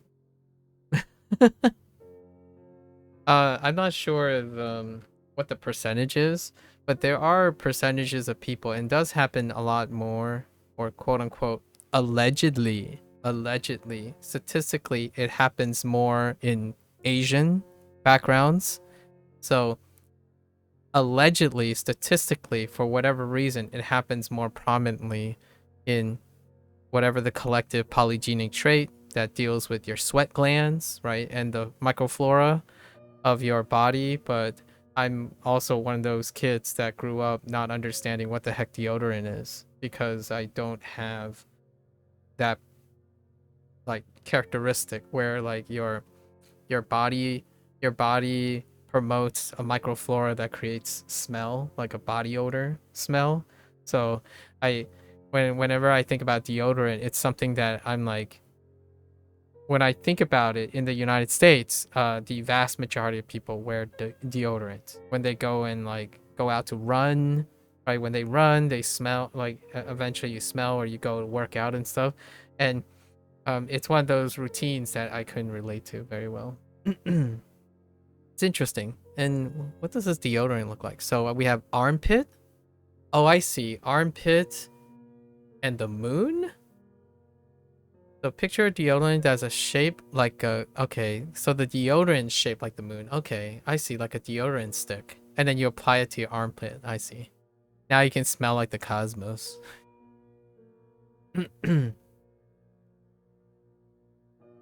On Twitch, there's a whisper turn.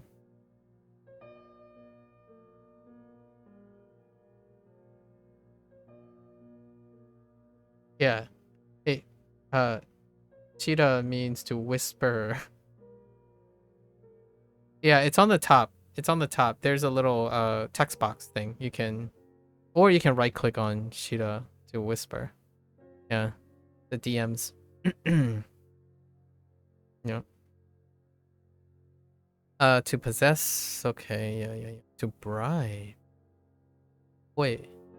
Tuna. Way. Okay. Tuna. Way. The heck? Meat dish.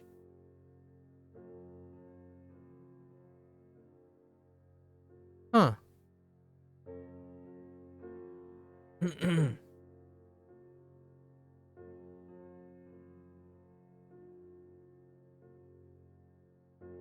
I had to cough. Alright, deodorant. How do you spell deodorant?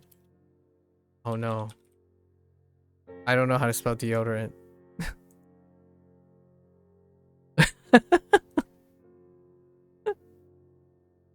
Oh no. 有 Yo. Okay.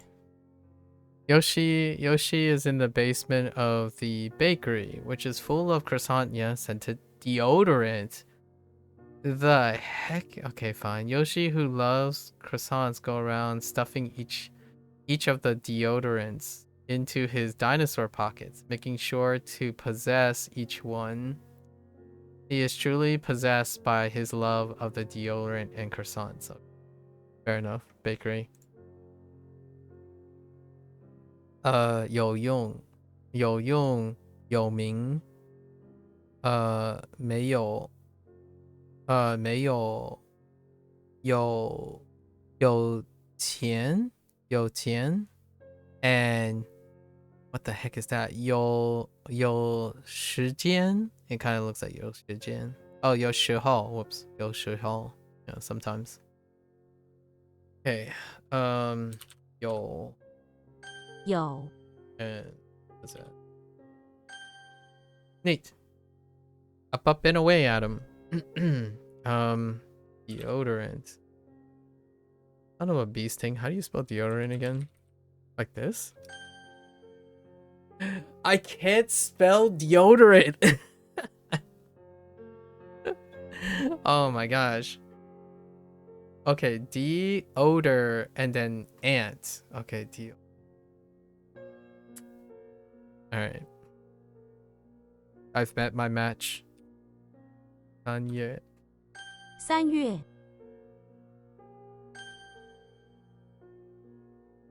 有 Don't at me, folks. I don't use deodorant, so I don't type very often. I don't even see that word. That's a poor excuse for not knowing how to spell deodorant. Sorry. 4月4月杯杯 Alright. Move on. 来 Lai. Okay. That's a traditional character. Lai. Okay. It kind of looks nicer. I kind of like the way this looks. It's pretty nice. Oh, and this one's a special case between this is a special case in Japanese too. This is a special case in Japanese. Conga line. Oh, I can kind of see that. Okay. This depicts two people who are lined up to form a conga line. I see. The type commonly seen at weddings or other groups. 1, 2, 3, kick. Yeah, that kind of. What? Oh no, China. That's the whole point. Trust me when I say this. I'm not sure if this is understandable. Trust me when I say this. I am here to try to convince other people to talk to each other. So, if you in turn, like, do language exchange and stuff, that's what I love to hear. Like, I love to see. Like, you're more than welcome to converse with each other. Know that I'll probably read on the side. Like, I'm reading what Churn is saying to you, but you know, if I could help, I will churn in. It's so confusing, the security thing. Okay. Yeah, definitely feel free to chat. I don't meet a lot of people when I'm doing this. However, whenever I can think of a way to bring two people together and whatnot, yeah, no worries. That's what we're here for. We're all, you know, everyone's got to get friendly.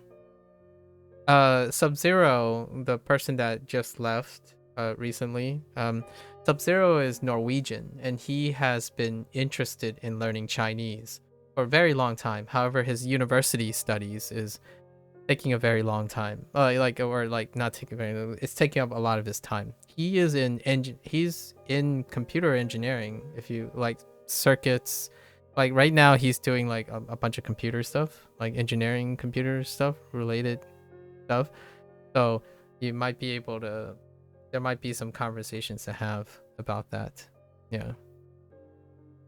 Yeah, I know I try to keep as much details as I can with everyone. So then if there happens to be a chance that people overlap, that's pretty sweet too.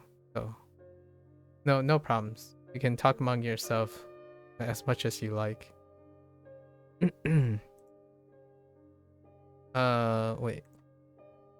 This was Conga Line, right? Conga Line crowd. Zhong. Zuo. There's Zhuo. And then Zuo, like two Zhuos, but not to be confused with Suwaru.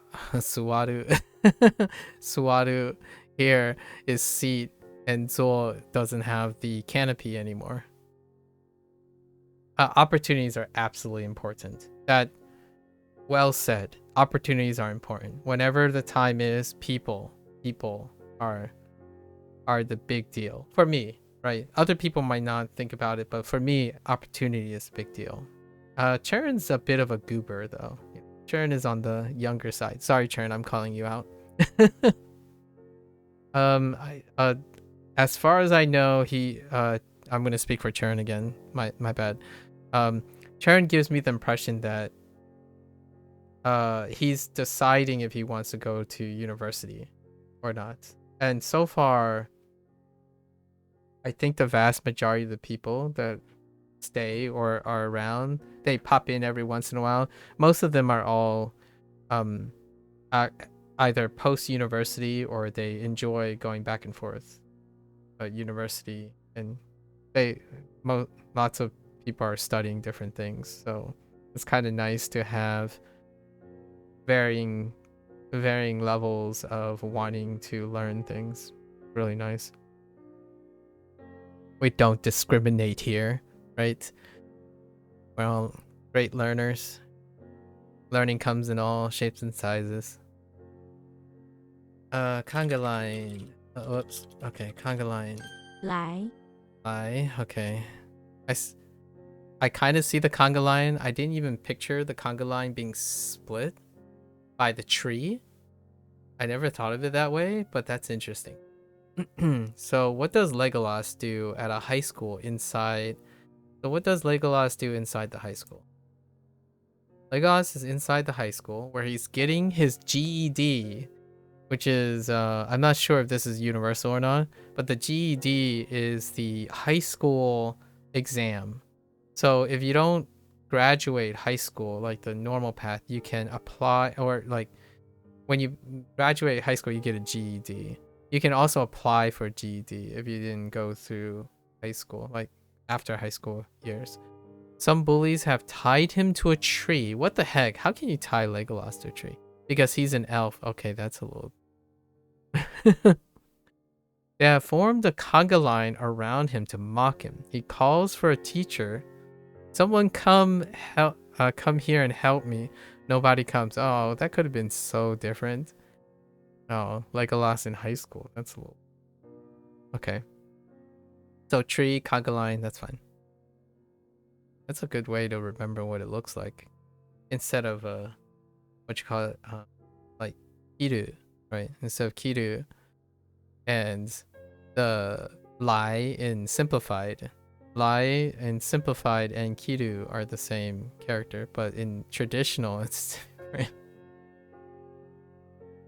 Ben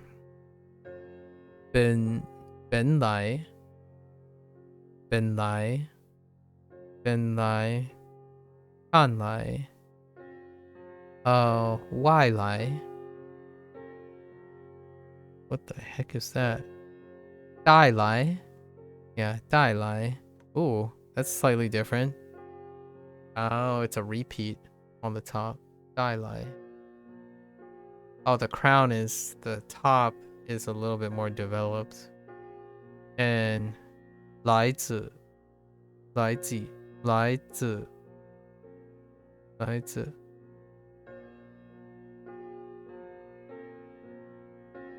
Okay, so apparently you have another account in Twitch, so you gotta delete that account to add it into your current account.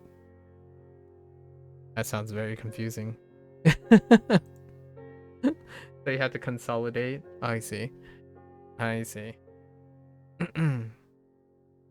What were you doing with 2 accounts? Lie. It was Legolas was in high school, right? 来 Then he needed someone to come and help him.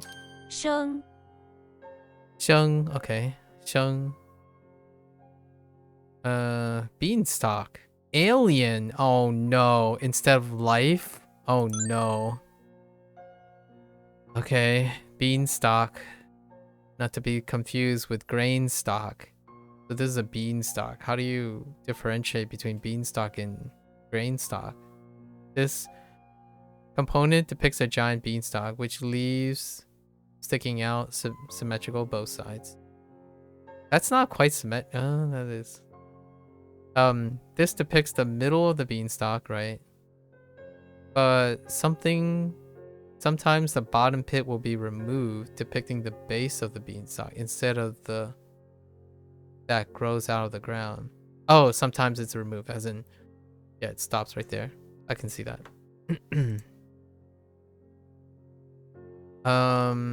Vegetarian? Su. Interesting. Du. Du. Oh, du. Oh, yeah. Du. Oh, yeah, poison. Yeah. It's the same in Fujianese. It's really close.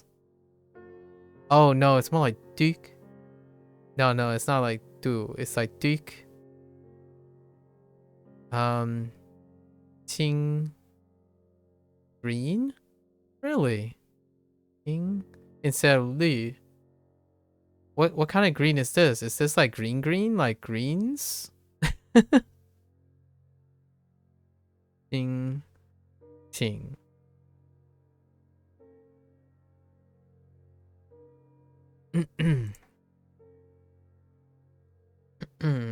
Okay, beanstalk. Okay, why alien instead of life? Why alien? One of the leaves of a huge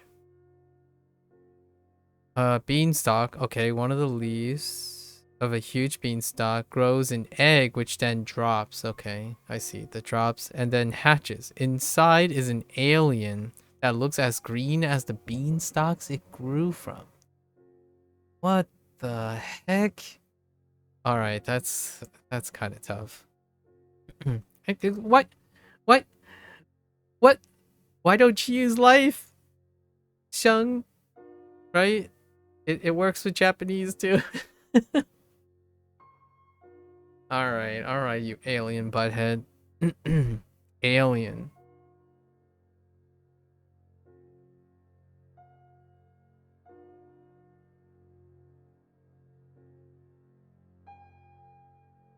Sheng, Xing, Xing. Yeah, that's Xing too. Yeah, this is Xing for someone's surname. Chan, Chang.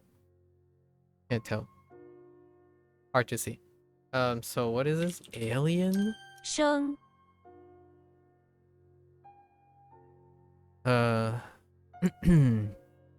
So Shrek, okay, Shrek is in front of the English manor, checks out, dressed in his finest English aristocratic,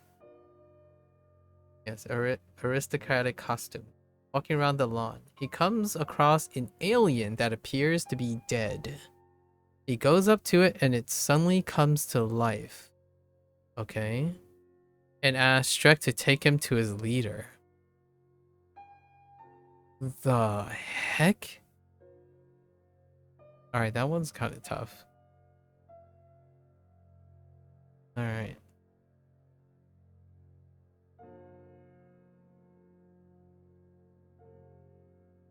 Okay.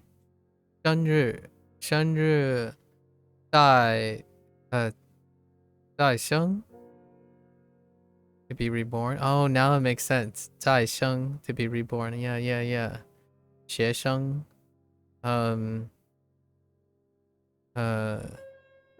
现现生线上 yeah 线上男生 oh okay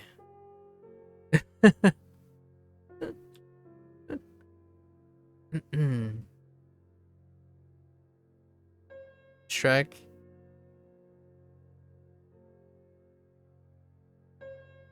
生 was outside of the English manor doing what? Oh, found in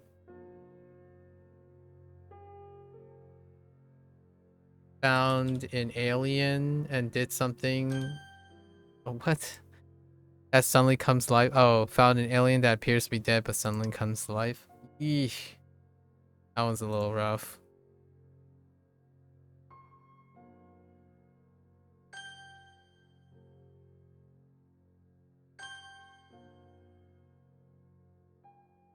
生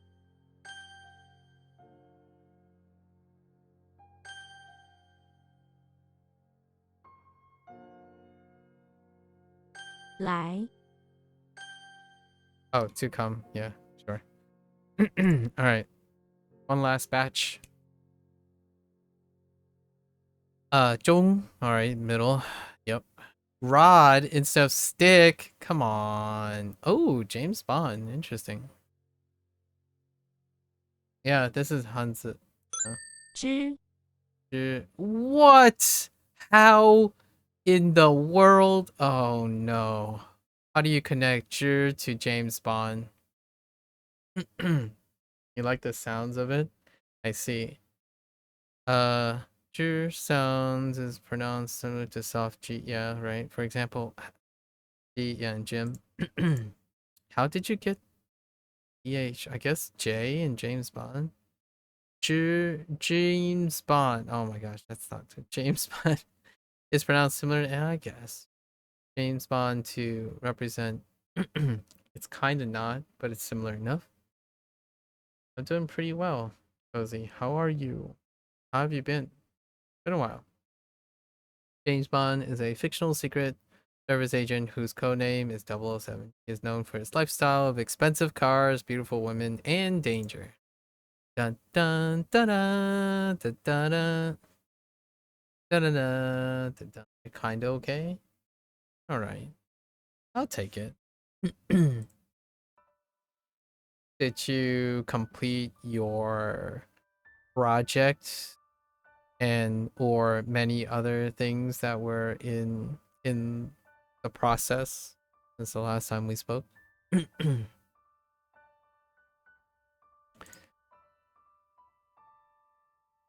Whoops. 之 Rod. I mean, it looks like a rod. Self-explanatory. Strip. Oh, cute. 跳. Pull. Or draw. Yeah, draw or pull. Ying. Ying. Ne? Oh. Xiao. Yo. That witch? Yo. That witch. Huh.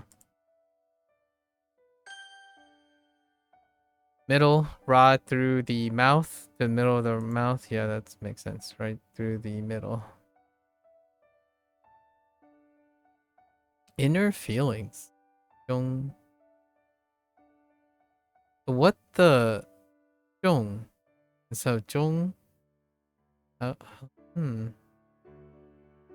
No? Alright. Well, hopefully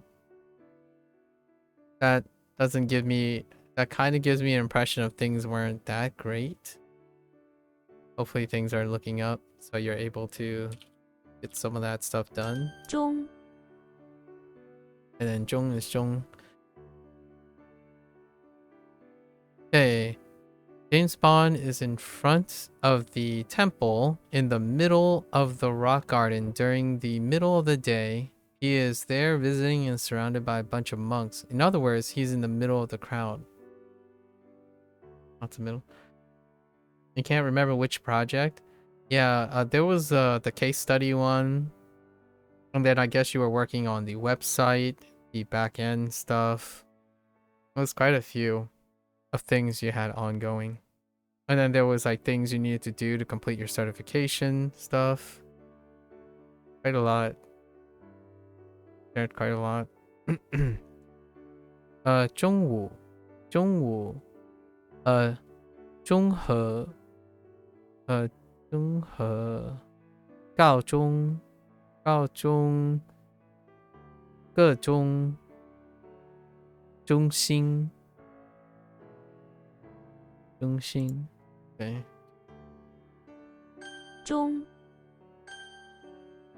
You need to do them still? Alright. 上 Fair enough. 像 yep. Magic stick?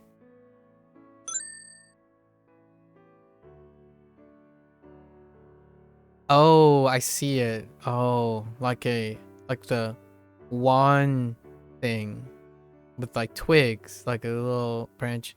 Is a magic stick that has a weird thing sticking out of the side. Oh no, naturally adding it to its magical power. It captures the eyes. Is often one sees a magic stick that looks like this. You imagine any kid would be proud of finding such a stick. All right. What was the Wanikani one? Oh, it's toe. It looks like the Japanese toe.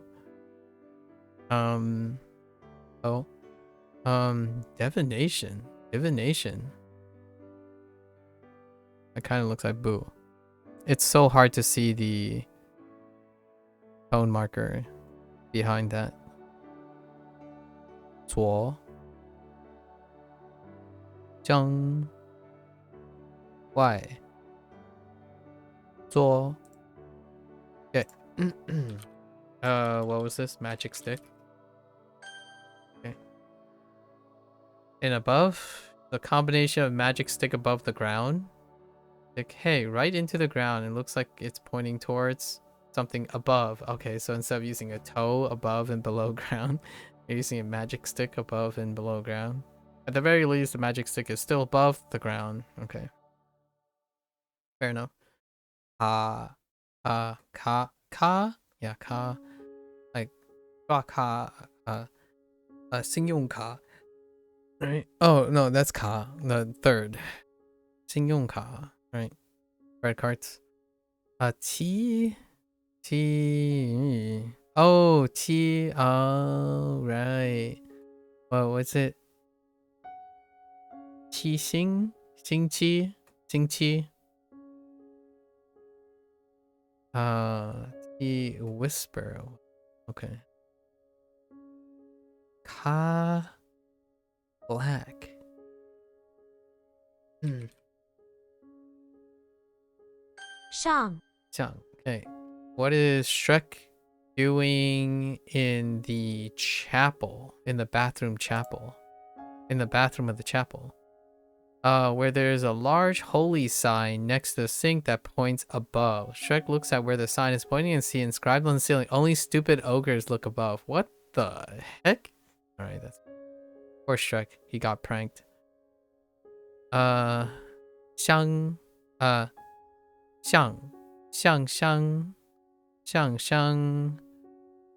向午 向好 First class is 向好 Oh, that's interesting.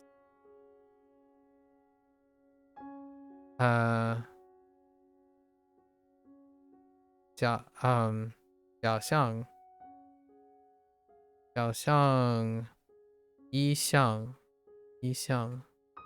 Oh, 一项 not 一项 You've been trying to stream? What were you trying to stream?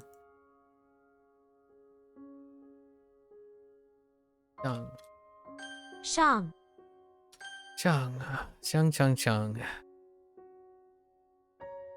Not going good? Just chatting? I see. Do you have specific things you were looking to chat about? What was this? Did they use a stick? No, they used a rod. 之 Magic stick. 像上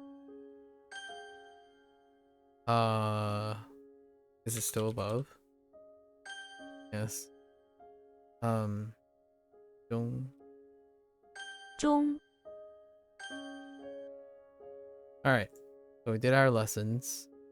Now it's time to do our reviews. Yep, but the setup is hard. I see. Is there any way you would make... I remember you mentioned a lot of things about... Oh, wait. You want to go to Shanghai. I see. Have you been to China before? Shira? I have not been to China before. In my 37 years of life, I have not been to China. Nor have I been to Japan as well. Neither. Cozy, you weren't the person that has to like... Oh wait, you were. I think Blair. I think Blair also has a similar thing where you have to like set up. I guess you can't. Is there not a way for you to make that setup more permanent so that maybe you can make it more an encouraging way to invest in something so that you can remove the boundaries of the inconvenience of setting up?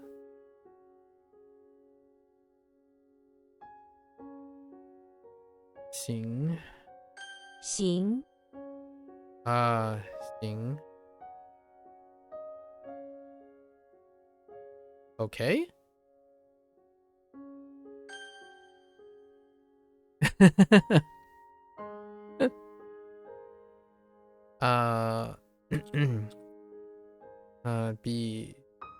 比分 네? 比分比分好比好比 Oh, right. This one sounds weird. 好比 a little bit. That's the point. You can't remove it because that you want to do involves interaction.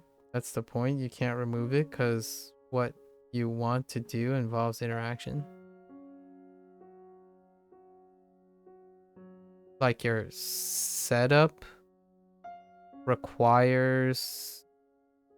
is required for the interaction. I see. So then it would be functional.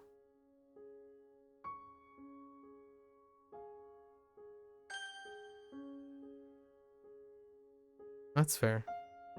Is this still a lid?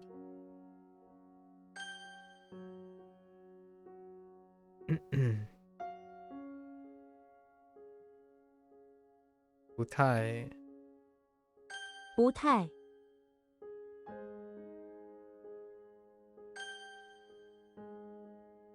孩子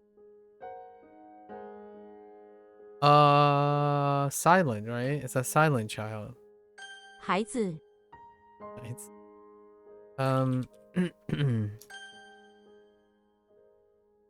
that's a dress.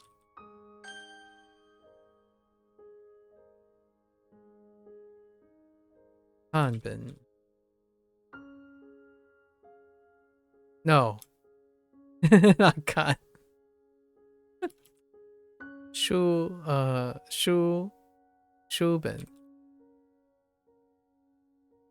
Traditional. 书本 Shuben.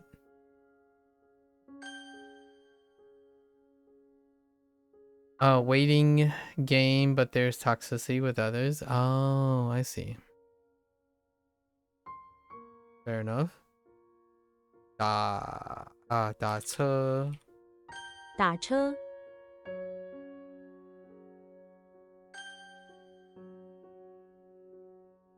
八 八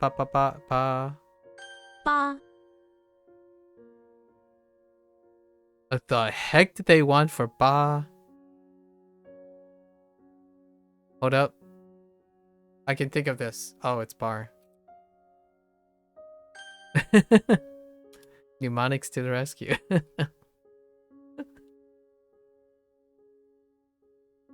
Taking me for a ride in other rudeness. I see. Well, that I don't want to be like a circumstance. I don't want to since I don't understand the circumstances and the nature of this type of interaction. Um, in one, I would like to say that generally speaking, trying to be entertain the idea of trying to find ways to, you know, negotiate this type of toxicity with oneself and with others would be something that's a very strong consideration for future for a person that wants to be a content creator, right? And or a streamer. Typically these things will come up frequently enough to invest in some sort of habit formation that deals with compromising on those things. It can be very tough. Right. You have my sympathies.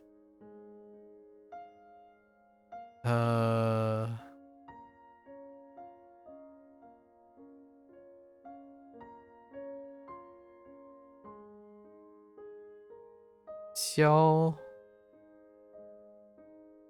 What is this? Xena? What is Xena doing? Is it Xena? Oh yeah, Xena is outside of the... What the heck is a U? I have the wrong one?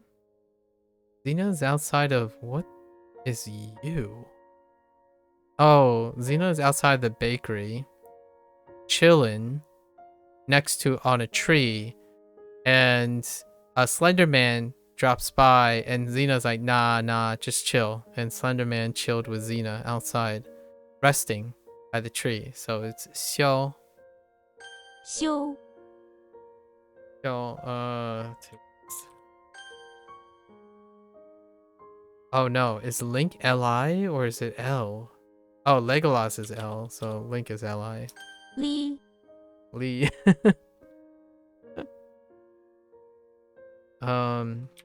E.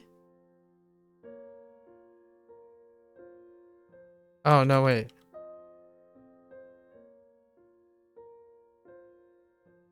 Yeah. E. What was this? Something with a dress. Yoshi is outside of the house. Yoshi is outside of the house dressed in a dress for whatever reason, but they don't usually wear clothing, right? That was the 一 trick. Okay. Yo. 右 Oops. I typed knee. Oops. Knee. Alright. This was Master Chief. Handkerchief? Master Chief? Master Chef is in the arcade. Wait. What is Master? Oh, doing a deuce in a bathroom. Trying to code too. 二 Yeah. That was it. Nah.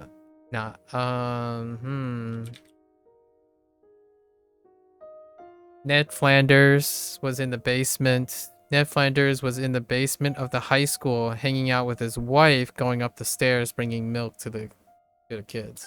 Right? 奶 Stairs.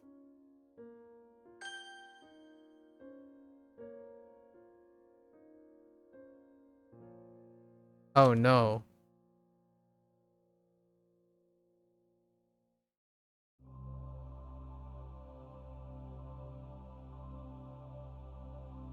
Chung. Charlie Brown is in the bathroom of the chapel, witnessing two sons on the stained glass suddenly singing. 唱 Okay.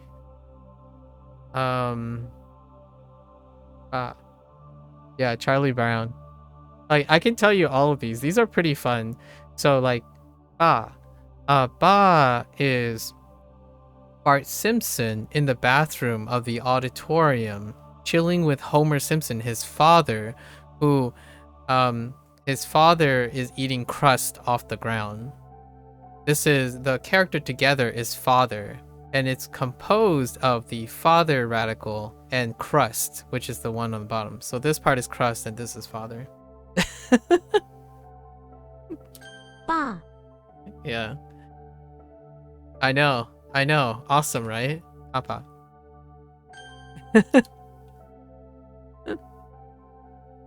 And then vocabulary is just vocabulary.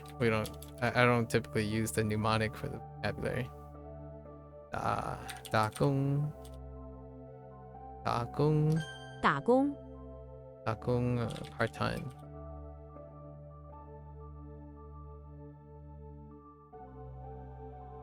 Or I guess part-time job works. Or to work part-time.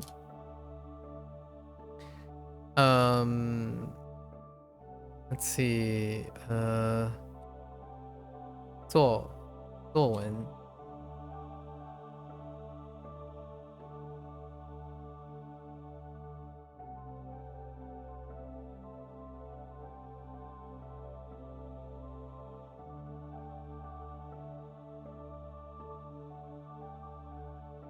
作文 作文 is yes. And then 进口 进口 to import. Okay, here's another great one. Let's see. We have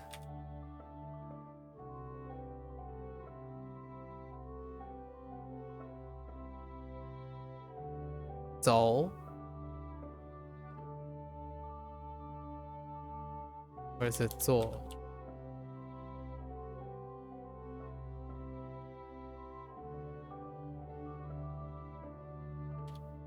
昨天 Okay, let's do our mnemonics just to double check on the. So it's Zeus. Oh, it's 3. Zeus is in the. Oh, is it basement? Yeah. Or is it?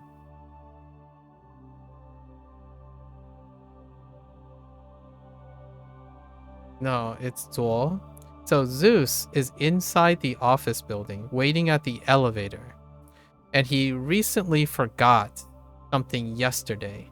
So he took out a saw, which is the right-hand radical, and the sun, and he melded together with his godly powers and teleport and time travel to yesterday to figure out what he forgot. 昨 And the word is yesterday.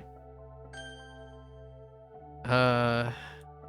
Yeah is what is yeah? Yeah is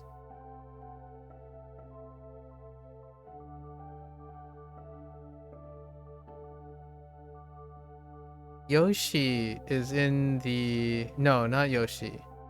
Who's YU? Moon. Oh no, it's not wrong. No, it's not the. Oh no, I don't remember the year one. So Yoshi, that's gotta be Yoshi, right? Do we have any other Ys? No, we don't have any. And then what the heck is UE? Do we have? I think I'm missing a character now. Oh no, I don't remember this one. 月 Yeah. What do we have dealing with the moon? Oh, it's Yugi. That's right. Oh, it's Yugi. Yugi Muto. So Yugi.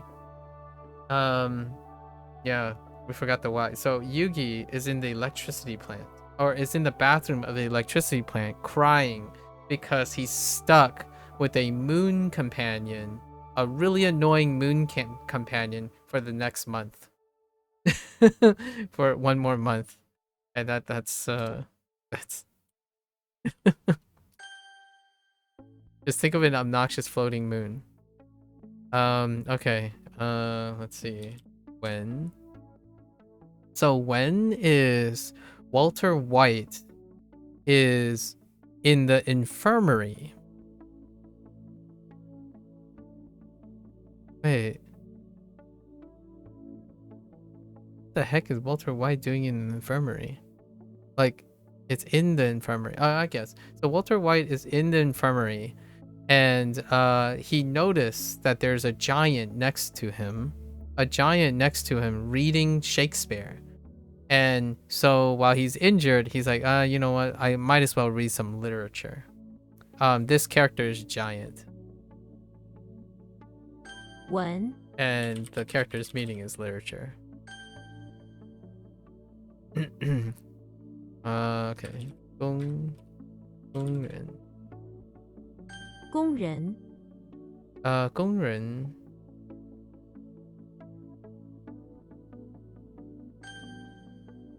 Okay.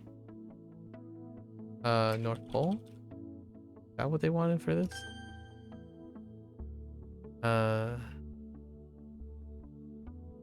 Go. 作用 Yeah? Yeah. 作用作用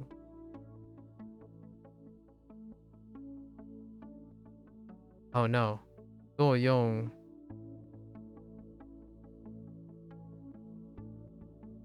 I gotta be careful with this one. 作用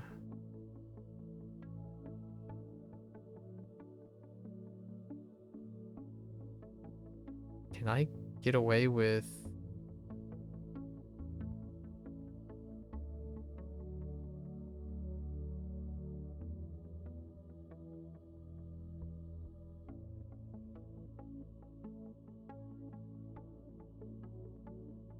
do to use? It's something else. Youth to know ability, right?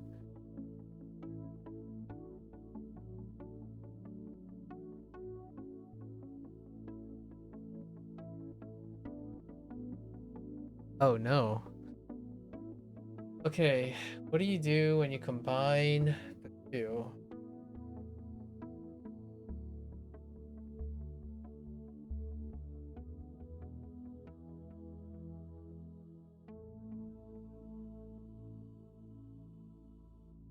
Build to construct, utilize.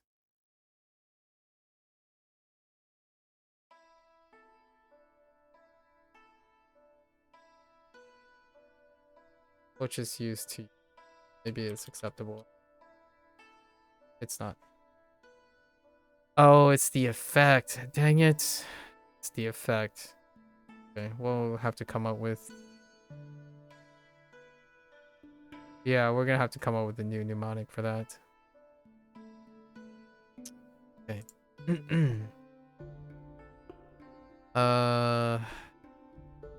Arnie. Arnie. 儿女 Arnie is fine, right?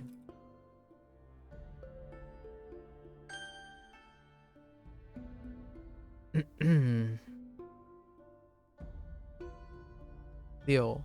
Whoops. Leo. Let's double check this. No, I think we're fine. Leo is 六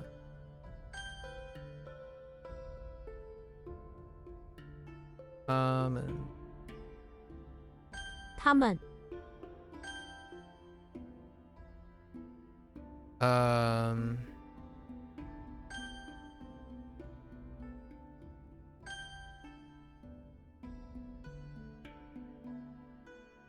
on 人们 This is weird. This one's weird. 人们人们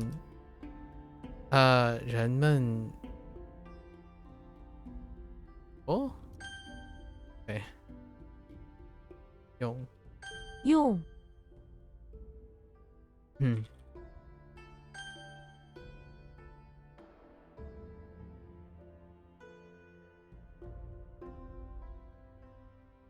间。间。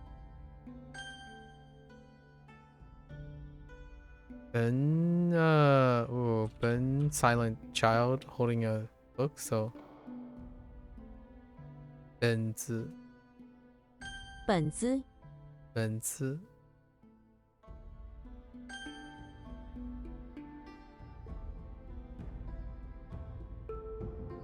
哦，他们文明。文明。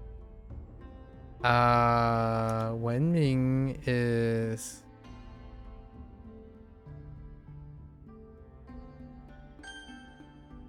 right.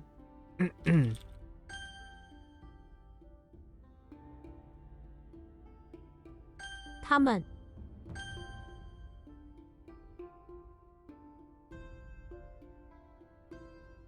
进。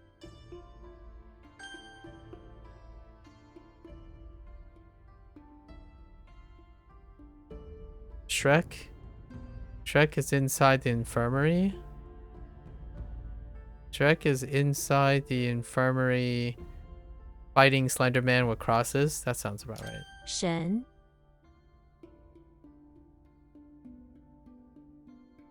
Wait. Ah! It's what?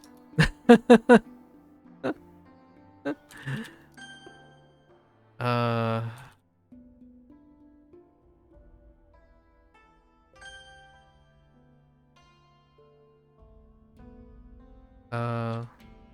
问号。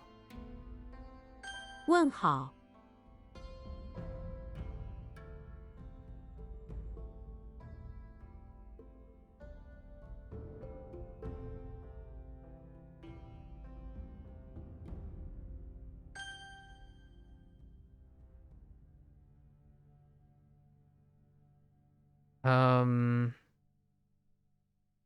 日子. Oh, it's a strange day seeing a silent 日 child. 子。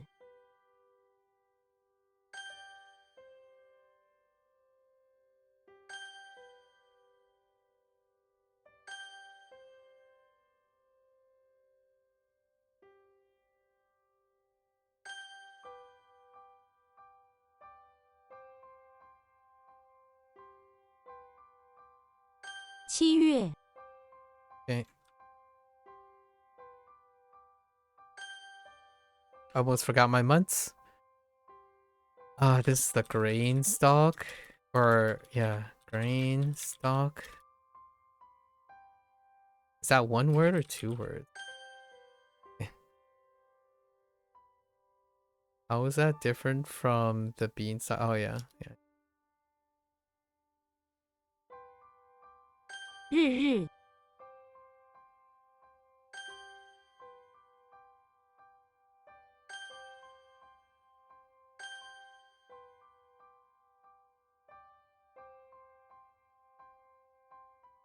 本人。本人 is...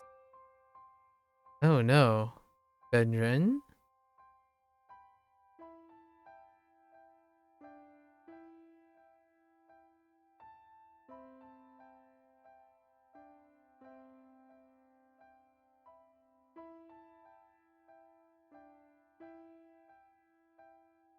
Oh. Alright, that's fine. That's fine. Yeah, here's the breakdown, by the way. I don't know if Chern's still here, but here's the breakdown. There's apparently, this is the progress of the coverage. So 112. Interesting. This person's character coverage is by HSK 6. It doesn't reach, what was the number you gave me? 2,663 characters. It looks like it's 900, 1200, 1500, 1800. I wonder what curriculum they're using for coverage.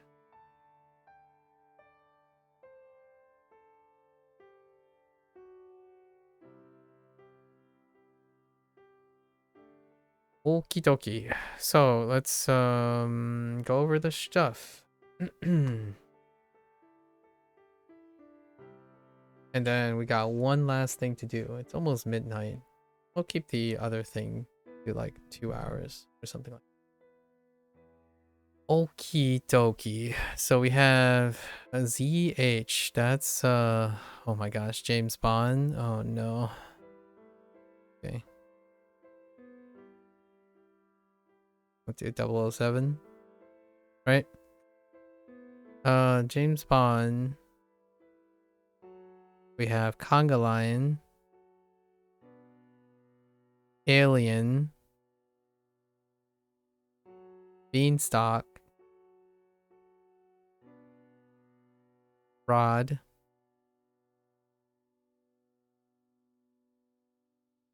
Above? Still above.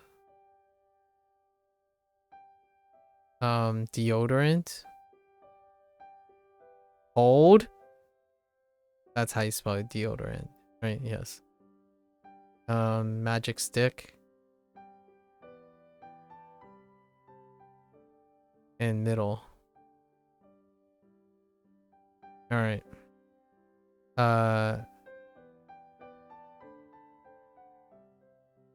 Yo. Ne? Yoshi in the basement of the bakery. Addicted to croissant smelling deodorant.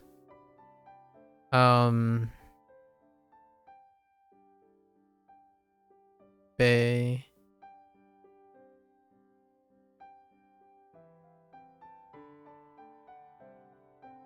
Bart Simpson outside of the beach house. Oh, trying to climb a tree with cups. Okay.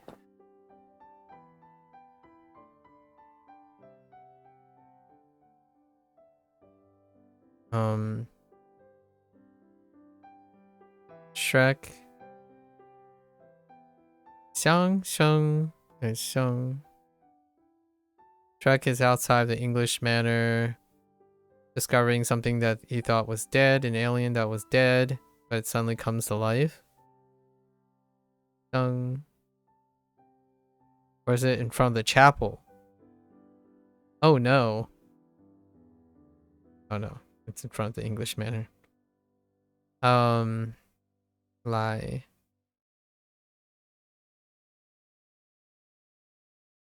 Lie. Dong.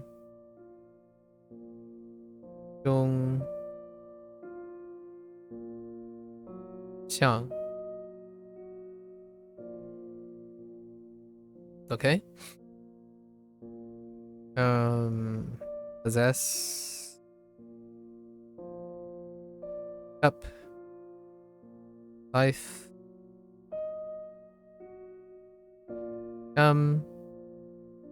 Middle. And above. Itai. Oh, wait. Yeah. Itai.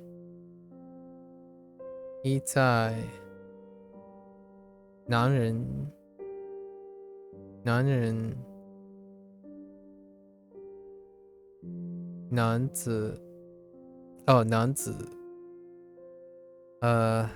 叫好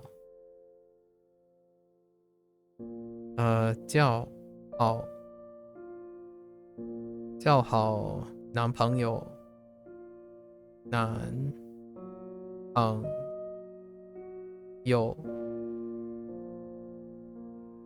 3月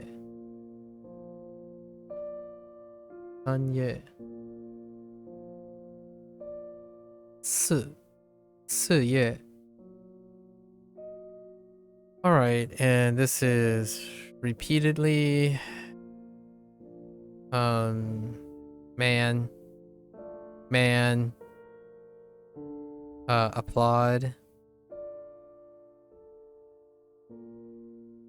boyfriend March April. Okay. Okay, and then let's do our bootstrapping for these things. Yo would be Yoshi in the basement of the bakery, looking for deodorant and croissant. We don't need to go on the Under Armour, on the underarm thing. Deodorant, croissant smelling deodorant. Nice. Bay is Bart outside of the beach house. Cups. Oh, tree. No sign of the cups in the coconut. Just kidding. Cups. Timing with cups. Xiang. So Shrek. Xiang. Shrek. Outside. English Manor.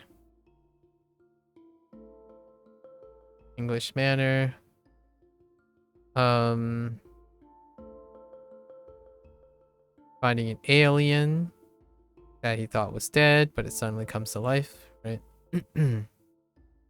Lie, we have Legolas or Legos. Legolas is in high school, tied to a tree,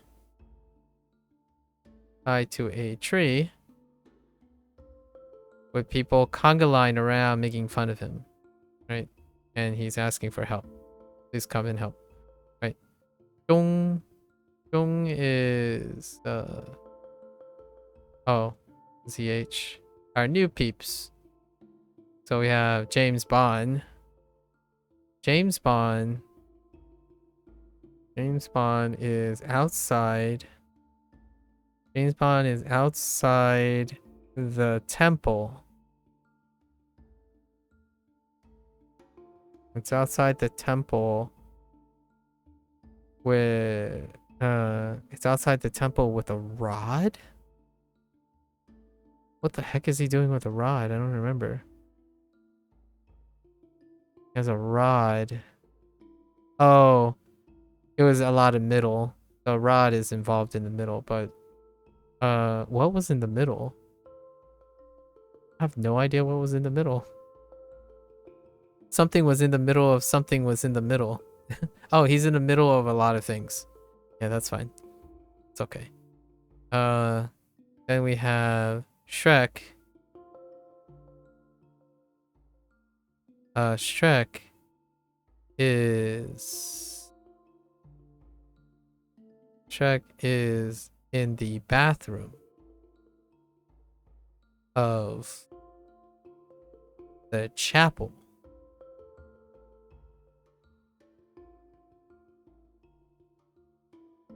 Doing what? Oh, he saw a sign that said to look above. And only dummies look above. No idea. Kind of got lost there. Well, did we do anything with magic stick or beanstalk? I don't think so. No magic stick or beanstalk yet. And that's it. And then I made what? What was the error? I keep making the error on effect, which is 作用 for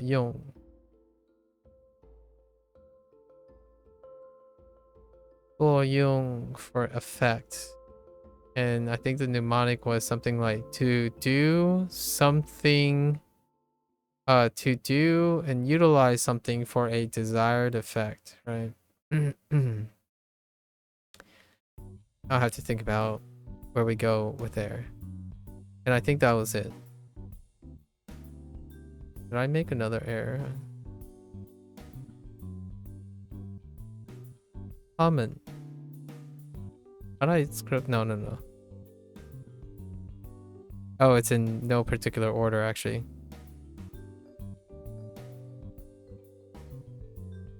Oh, what? Instead of how? Okay, that was another one, right?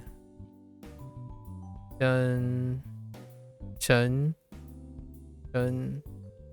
Chen is what and not how.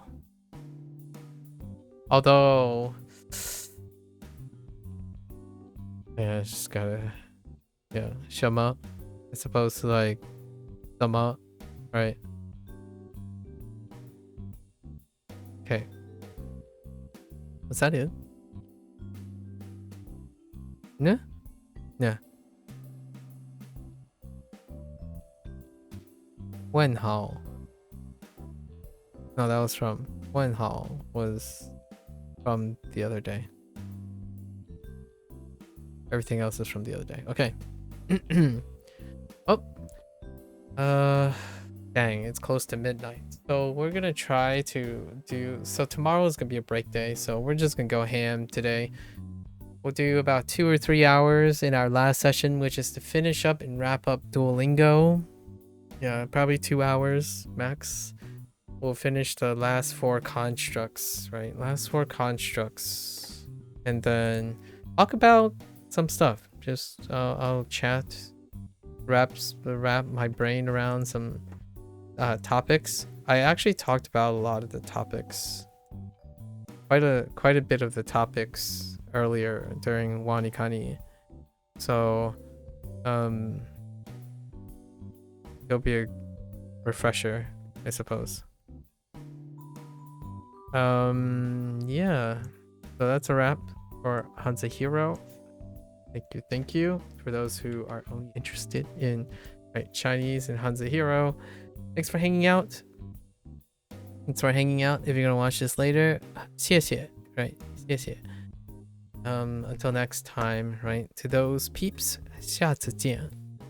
I'm gonna get up, walk around a little bit, refuel, stretch a little bit, and I'll be back to finish recording my Duolingo Japanese day 300 100 day progress report thing.